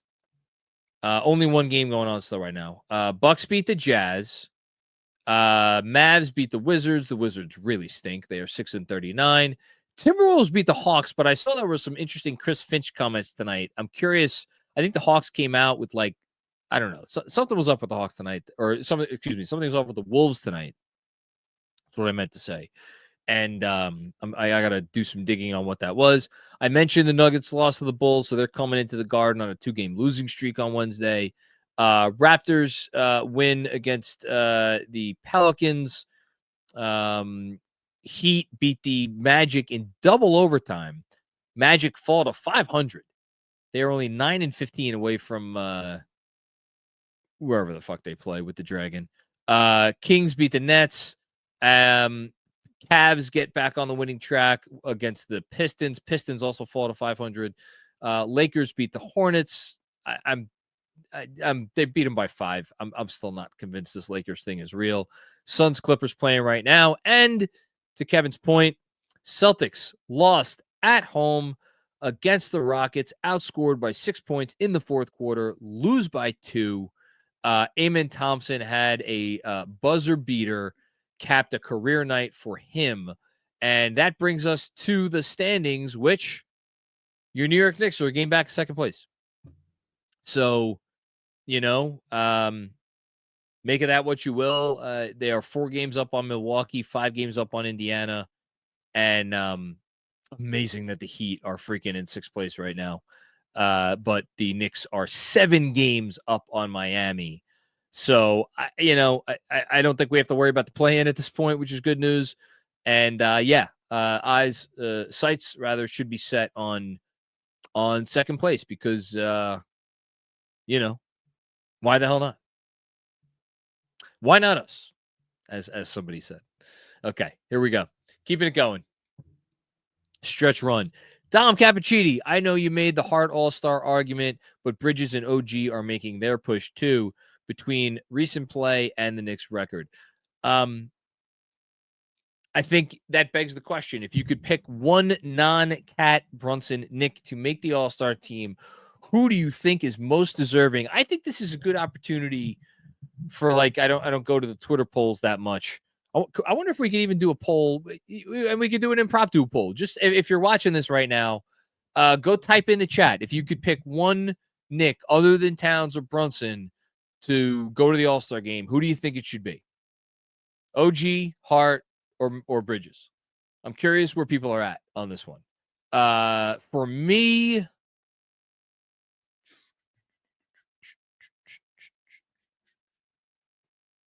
I would go with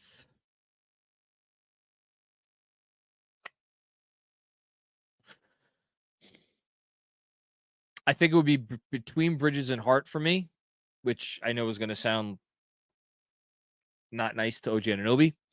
I think OG's been awesome.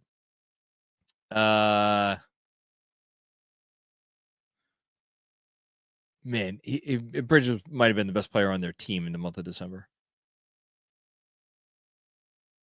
His good has been really good, but his bad has been bad. I'm going to give it to Hart by a hair. It's close. I think it's close between all 3 of them. Thanks, Tom.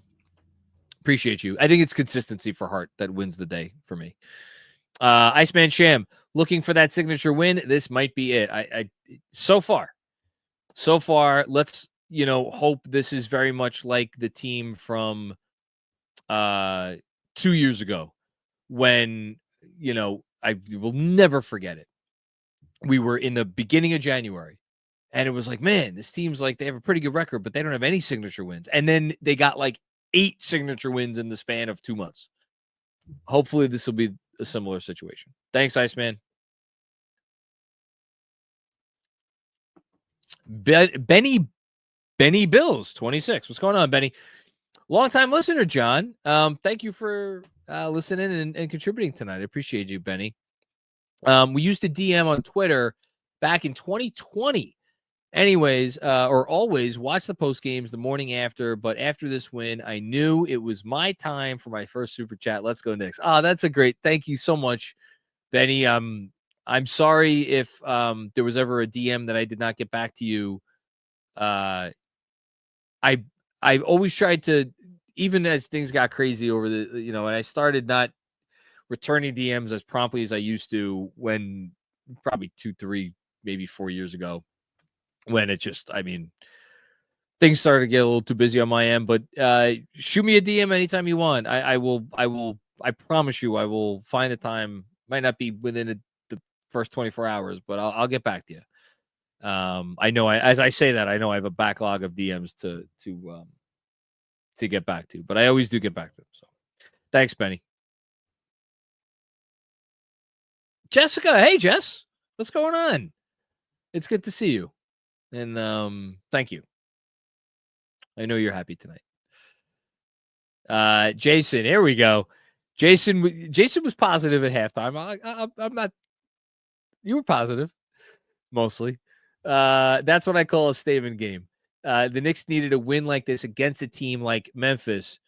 Precious is playing his way to the permanent backup 5.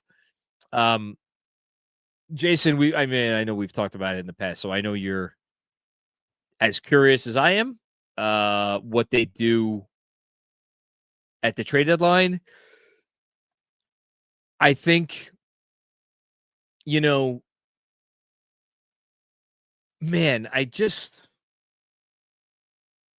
I've been poo-pooing the whole part of it where, like, we haven't seen Mitch and we're not going to see him before the deadline. As like, it's not a big deal. This team knows what they are and they know what they want to do. And it's, it's not going to restrict them in their process and all that stuff. I would have liked to see a couple of games with Mitch just to see what it looks like with him in Towns, just to see it. I just don't know what the market is, and I don't know what opportunities are available for their respective contracts. I'm so interested to see what they do, and I think they will do something. I don't know what, but I think they'll do something. Thanks, Jason. Andrew Palladino, what's going on, Andrew? You're telling me this team won 6 in a row? 20 turnovers, looking like the Supersonics out there. You said this team just needs time. Or you said this team just needs time, and they're rewarding us for our patience. Again, was it in my self-interest to sit here and preach patience? Absolutely. Makes my life easier if I don't have to say the sky's falling. But at no point did I ever see anything that to me was like, this is a fundamental flaw that warrants very serious, stress. The closest we got to it was Bridges looking like Bridges looked for the first 19 games of the season. That's the closest we got.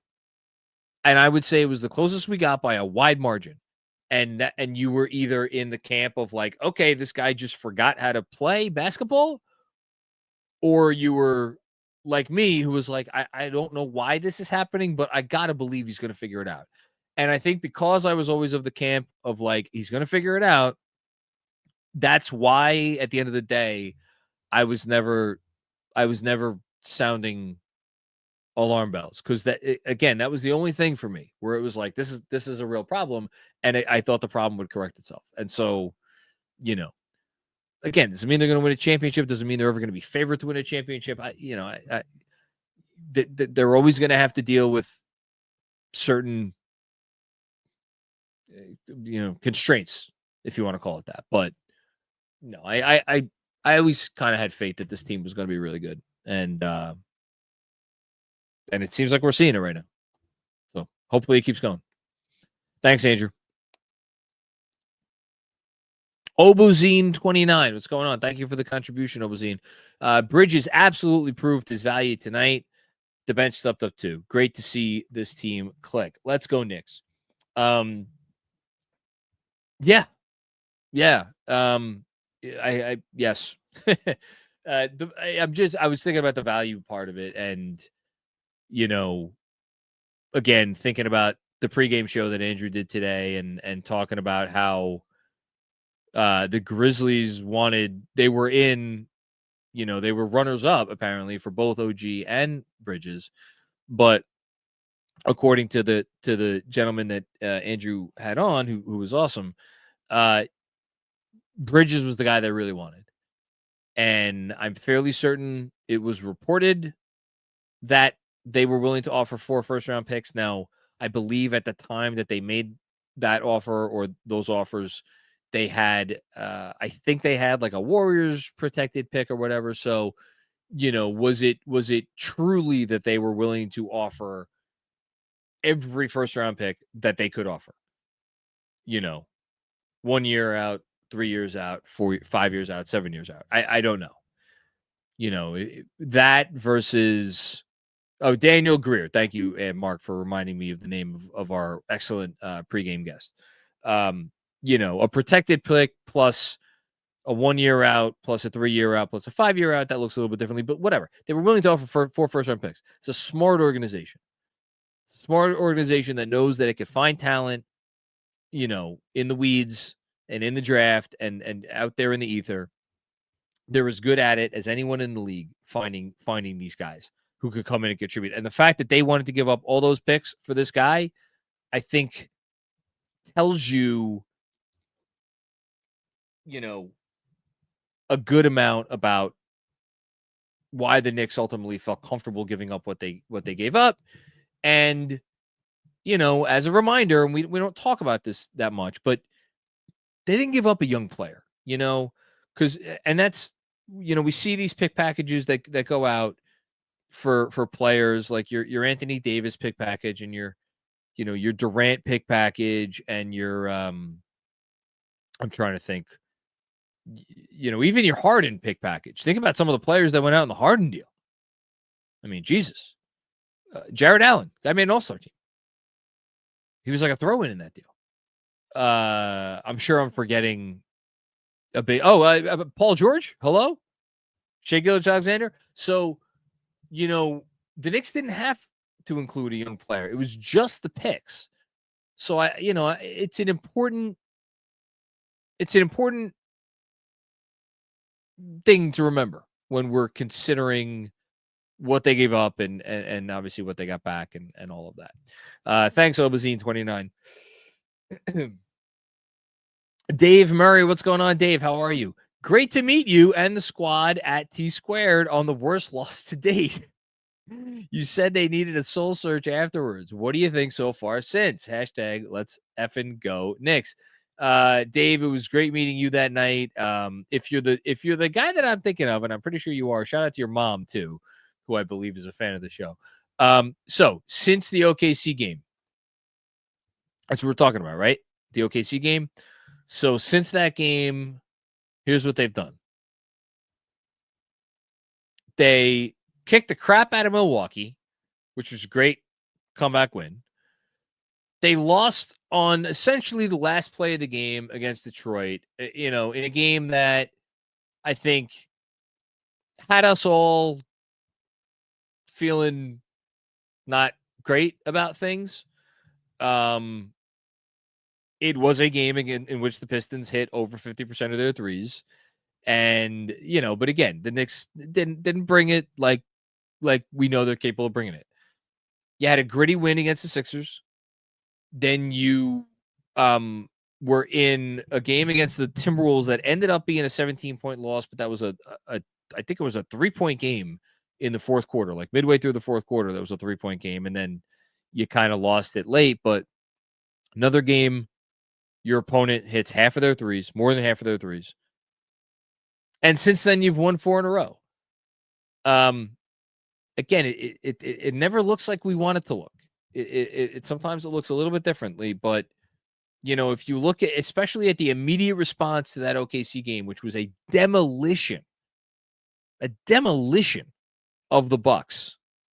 And like, again, I know the Bucks are no great shakes, but they're not a bad team. And by the way, since the Bucks got their doors blown off by the Knicks, they're 6-1. They have 1 loss at LA against the Clippers, who were a good team. But they're 6-1 since that game. My point is, I think you're right. I think they did some soul searching, and I think they found something. Thanks, Dave. Busy with another one. How many super chats till I get a free box of cookies? Busy. If I give you a free box of cookies, then I got to give everybody a free box of cookies. I'll tell you what. I will bet you not 1, not 2, but 3 boxes of cookies on who finishes better in our fantasy league this year. Not regular season record. We could talk about this offline. We could do either. I got to see how many. I don't even know how many points you have. No, whoever makes it further. Whoever makes it further, that's the bet. If you want to do that bet, I got 3 cookies on the line. Okay? The choice is yours. Thank you, Busy. I'm very confident in my team. Nick D. Love Deuce running the bench. Looks like he's figured it out. Anunoby rolling on the floor after his dunk was hilarious. Is my favorite moment of the season. Without question. My favorite moment of the season. I thought I was seeing things. Yeah, and it was OG plus the bench for that stretch of the fourth. I did when it was Hart plus the bench at the very beginning of the fourth. I was like, I don't know if I like this. And sure enough, he immediately took Hart out. He put OG in, which I think makes a little bit more sense. Get a little bit more spacing there, a little bit more size. OG hit nobody's gonna remember it now, but OG hit a nice mid-ranger. Smooth mid-ranger right as the Grizzlies were like kind of still knocking on the door there. And that was a big bucket by OG. But yeah, that's a lot of faith in Deuce. And then when that lineup really came to life was when Bridges came in. And maybe the Knicks, again, you talk about finding things. Did the Knicks find something with OG, Mikal Bridges, Deuce McBride, Cameron Payne, and Precious Achiuwa? Thanks, Nick, for the comment. You can get to the next one, Mark, but I'm going to look up in the meantime how many minutes that group has played this year. Scott Thomas, I don't see anything here, but thank you for the contribution. Appreciate you. Ant Rich, what's going on? Ant, how are you? Tibbs reminds me of Mike from Breaking Bad. So I can't lie. Breaking Bad is a show that I have started a couple times, and I think I got 3 episodes in one time I tried, and it's not that it wasn't for me. I enjoyed it. Life kind of got in the way. It is the blind spot on my television watching resume. So, Mark is telling me in the chat, greatest show outside of The Sopranos. And he's also saying you can kind of see the comparison. So, good comment by you, and I apologize that I'm ignorant where this is concerned. I will watch Breaking Bad one of these days. I promise you. I know it's a great show, and I know from people who have watched it that it's like really good. So I'll get there. Kevin Danishevsky, 1-year anniversary of that fateful Heat game. What a year. I'm just, I'm thinking of how many times over the course of the last calendar year I have written like since January 27th, like, blah, blah, blah, whatever I was going to write. Because that was the date it all changed. And it is, I think, the sliding doors moment for this era of the franchise, because who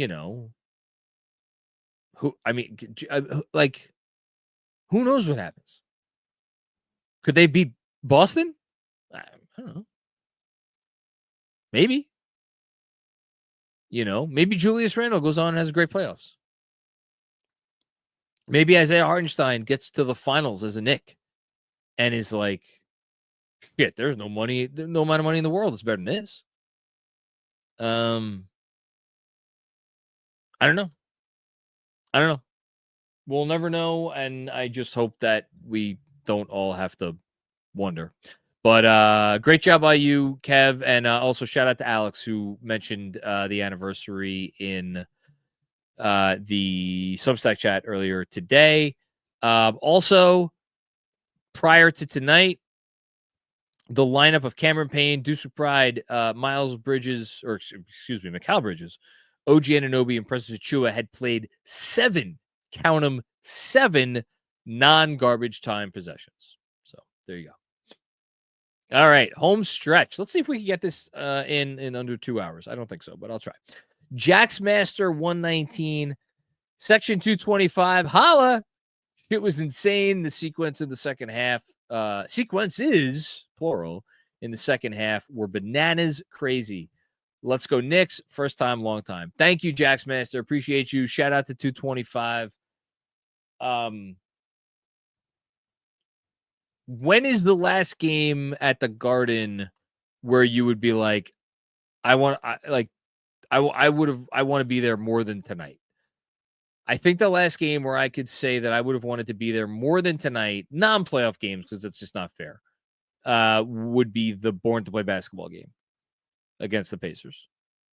The night that had, me crying. Since then, though, this is the best. This is probably the best night at the Garden you could have had. Thanks, Jax Master. Scribe Lur. What's going on, Scribe? Knicks were having fun against a Western contender. Didn't used to happen. Not something that has happened often over the years. Not since I've been alive, at least. Even in the 90s, shit. Think about the 90s. Like, I don't know. I'm going to sound like an asshole. Someone could show me records of the Knicks versus some of the top West teams, but like, it always felt like when we played like the Rockets or the Barkley Suns or the Sonics or the Jazz, Malone and Stockton, and I'm trying to think of some other team. Like, those are the Spurs. I don't know. I don't have many good memories of the Knicks playing against those teams in the 90s. So I feel like this has been a long time thing, but you know what? They've had some quality wins in recent years against some really good Western opponents. So yeah, and maybe none better than this. Thanks, Scribe. Mitchell Harunian, thank you for the generous contribution. Don't see a comment there, but appreciate you. Thank you so much. Paris Hutcherson, what's going on, Paris? That Deuce McBride dunk was straight up ridiculous. I want to, I have a newsletter that I'm going to have to write after we're done here, and I'm going to try to make it I don't know what the hell is going to be in this newsletter. Truly have no idea what the hell I'm going to write. I kind of want to just ditch anything about the game and just make the entire newsletter about that dunk. I wonder if my subscribers would mind. I don't know. I may test that theory. We'll see. Thanks, Paris. Appreciate you. Danishevsky with another one. You madman, Kevin. I've become more in favor of trading for a stretch 5 because Precious at the 4 becomes unequivocally, he said, playable in a playoff series. Jalen Smith, maybe. Oh, Kevin. Jalen Smith? We're trusting Jalen Smith in a playoff series now. It's more than about whether you could hit a three. And by the way, if they're in a playoff series against good defense, Jalen Smith ain't getting guarded. I know you're on the Turner thing, and Turner is a wonderful player. He does a lot of great things. They're not like Pacers aren't trading Miles Turner. I don't know. It's not where I'd go.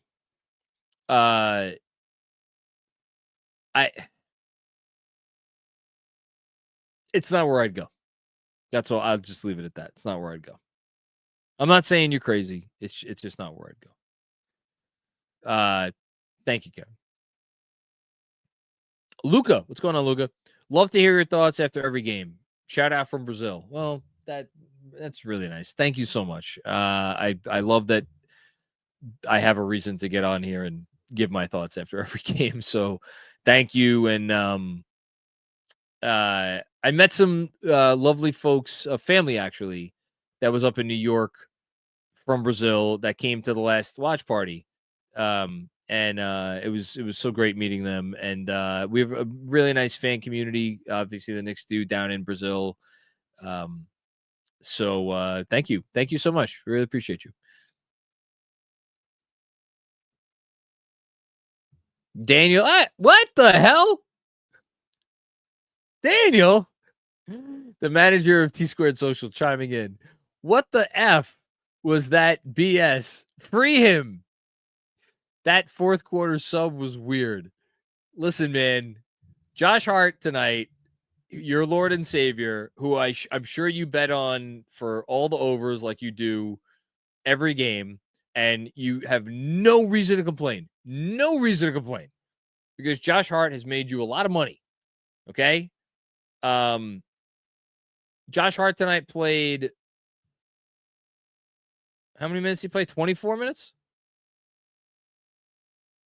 27 minutes. I'm going to bet, without looking, I'm going to look right now. I'm going to bet that this is the first time all season he has played under 30 minutes. Let's see if I'm right.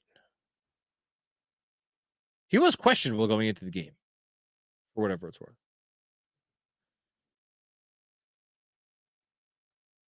No, I'm wrong. Oh, terrible job by me. In the season opener against Boston, Josh Hart played 24 minutes and 30 seconds. He also played 27 minutes and 46 seconds in the blowout against the Denver Nuggets in Denver. Those are the only two games before tonight that Josh Hart played under 30 minutes. So bad job by me. And I'm sorry for your loss, Daniel. What I presume to be your loss. Colin Maloney, it's your boy John. Hi, Robert. I was BOTG tonight. Something of the game. BOTG. I don't know. It was a Battle of the Giants. Oh, maybe Battle of the Giants. In the second, I said, oh, God, I think we're actually D'ing up tonight. It seems our fate is tied to Mikal going off. I don't think their fate offensively is tied to Mikal going off. I do think Mikal Bridges is the most important defender on the team, given the role that he has. I don't even think that's controversial. You can make an argument for Cat, like the best version of Cat defensively, like the version of Cat that we have seen at times when he's like super engaged and all that. Like that's kind of a game changer. But is it realistic really to expect that like often? I think you just gotta hope for like above board for Cat. So yeah, Mikal Bridges is the most important defender on the team, and you want to argue that Mikal Bridges' defense is the most important single component of this team. I'm here for that argument. I don't know if I agree with it. I'm here for the argument though. Thanks, Colin. There he is. Speaking of it, your boy John Robert W. Cross. First time, long time. One would think if I bought a case of Girl Scout cookies, you'd respond to my DMs in a prompt fashion. Let's go, Knicks. I responded to your DM earlier today, Robert. It was a short response, but I did respond. I leave you hanging for a couple days sometimes. I got a lot going on, as you know very well. I love that I could give Robert shit. It doesn't matter what Robert does. And I could always give him shit. That's why Robert is my favorite. Thank you, Robert, for buying the box cookies. I hope you enjoy them. I can't wait to start eating the cookies. I need my Samoas. I love the s'mores. But the Samoas are really, for me, where it's at. Because, it's like s'mores are like, they're a little gluttonous. You got the cream. Samoas, I don't feel bad about myself when I eat a Samoa. Samoas, they're good. They're hearty. Thank you, Robert. All right. Last one here. Greg Film Stuff. Thank you so much for the generosity. I was at the game. Got to see Dex 2. Oh, that's awesome. Shout out to Dexter Henry. Memphis didn't bring the energy. They look lackluster and were a step slow, but great win. Precious is turning into superb with his performance tonight. Back-to-back 140-plus point games. Yeah, no, I definitely agree. Memphis did not have it, their usual verve, and yet coming out of the first half, opening whatever it was, 4 or 5 minutes of the third quarter, when it was tit for tat, back and forth. I mean, Memphis hit 3 straight corner threes. I don't think the Knicks played bad defense. It's just I think they worked it around. They got an offensive rebound, or they did whatever. Somebody fell down on one, and that's the mark of a great team. I think the mark of a great team isn't, oh, we're gonna be great when we come out and we look and we're awesome. It's no, we're gonna hang around and we're gonna challenge you until the final buzzer, even when we don't have our best stuff, and even when we are a step slow. And Memphis has been a lot of nights this year where they may not have their best, and you look up and again think to the 2 games we played against Grizzlies last year. That is this team's DNA. They do not let go of the rope, and the Knicks tonight, they pulled the rope right out from under them, and it was great to see. What a win. To echo the comments of many people tonight, and I thank everybody for their contributions, and I thank everybody for watching and contributing and checking out what we do here at Knicks Film School. This was the signature win of the year. I don't know how long it will remain the signature win of the year, but for right now, without question, the signature win of the year. I think they needed it. I think maybe we needed it. Keep the phrase I've used all year, proof of concept. And I don't know that there's been a better proof of concept game than tonight. And that was even before the dunk contest started in the fourth quarter. So great stuff. Thank you, everybody, for checking out the post game. Love you all. Thank you again for all the kind comments and the contributions. And thank you again to everybody who bought Girl Scout cookies from my daughter. You have made her year. Okay. Shout out to BetUS for sponsoring today's show.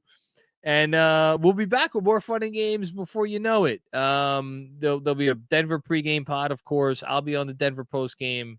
And then last time I'll shout out tonight at least the 1-year anniversary party on Saturday at T Squared Social. Be there or be T Squared. Looking forward to seeing everybody there, and looking forward to seeing everybody after the Denver game on Wednesday. Enjoy the start of your week, and we will be back soon. Later.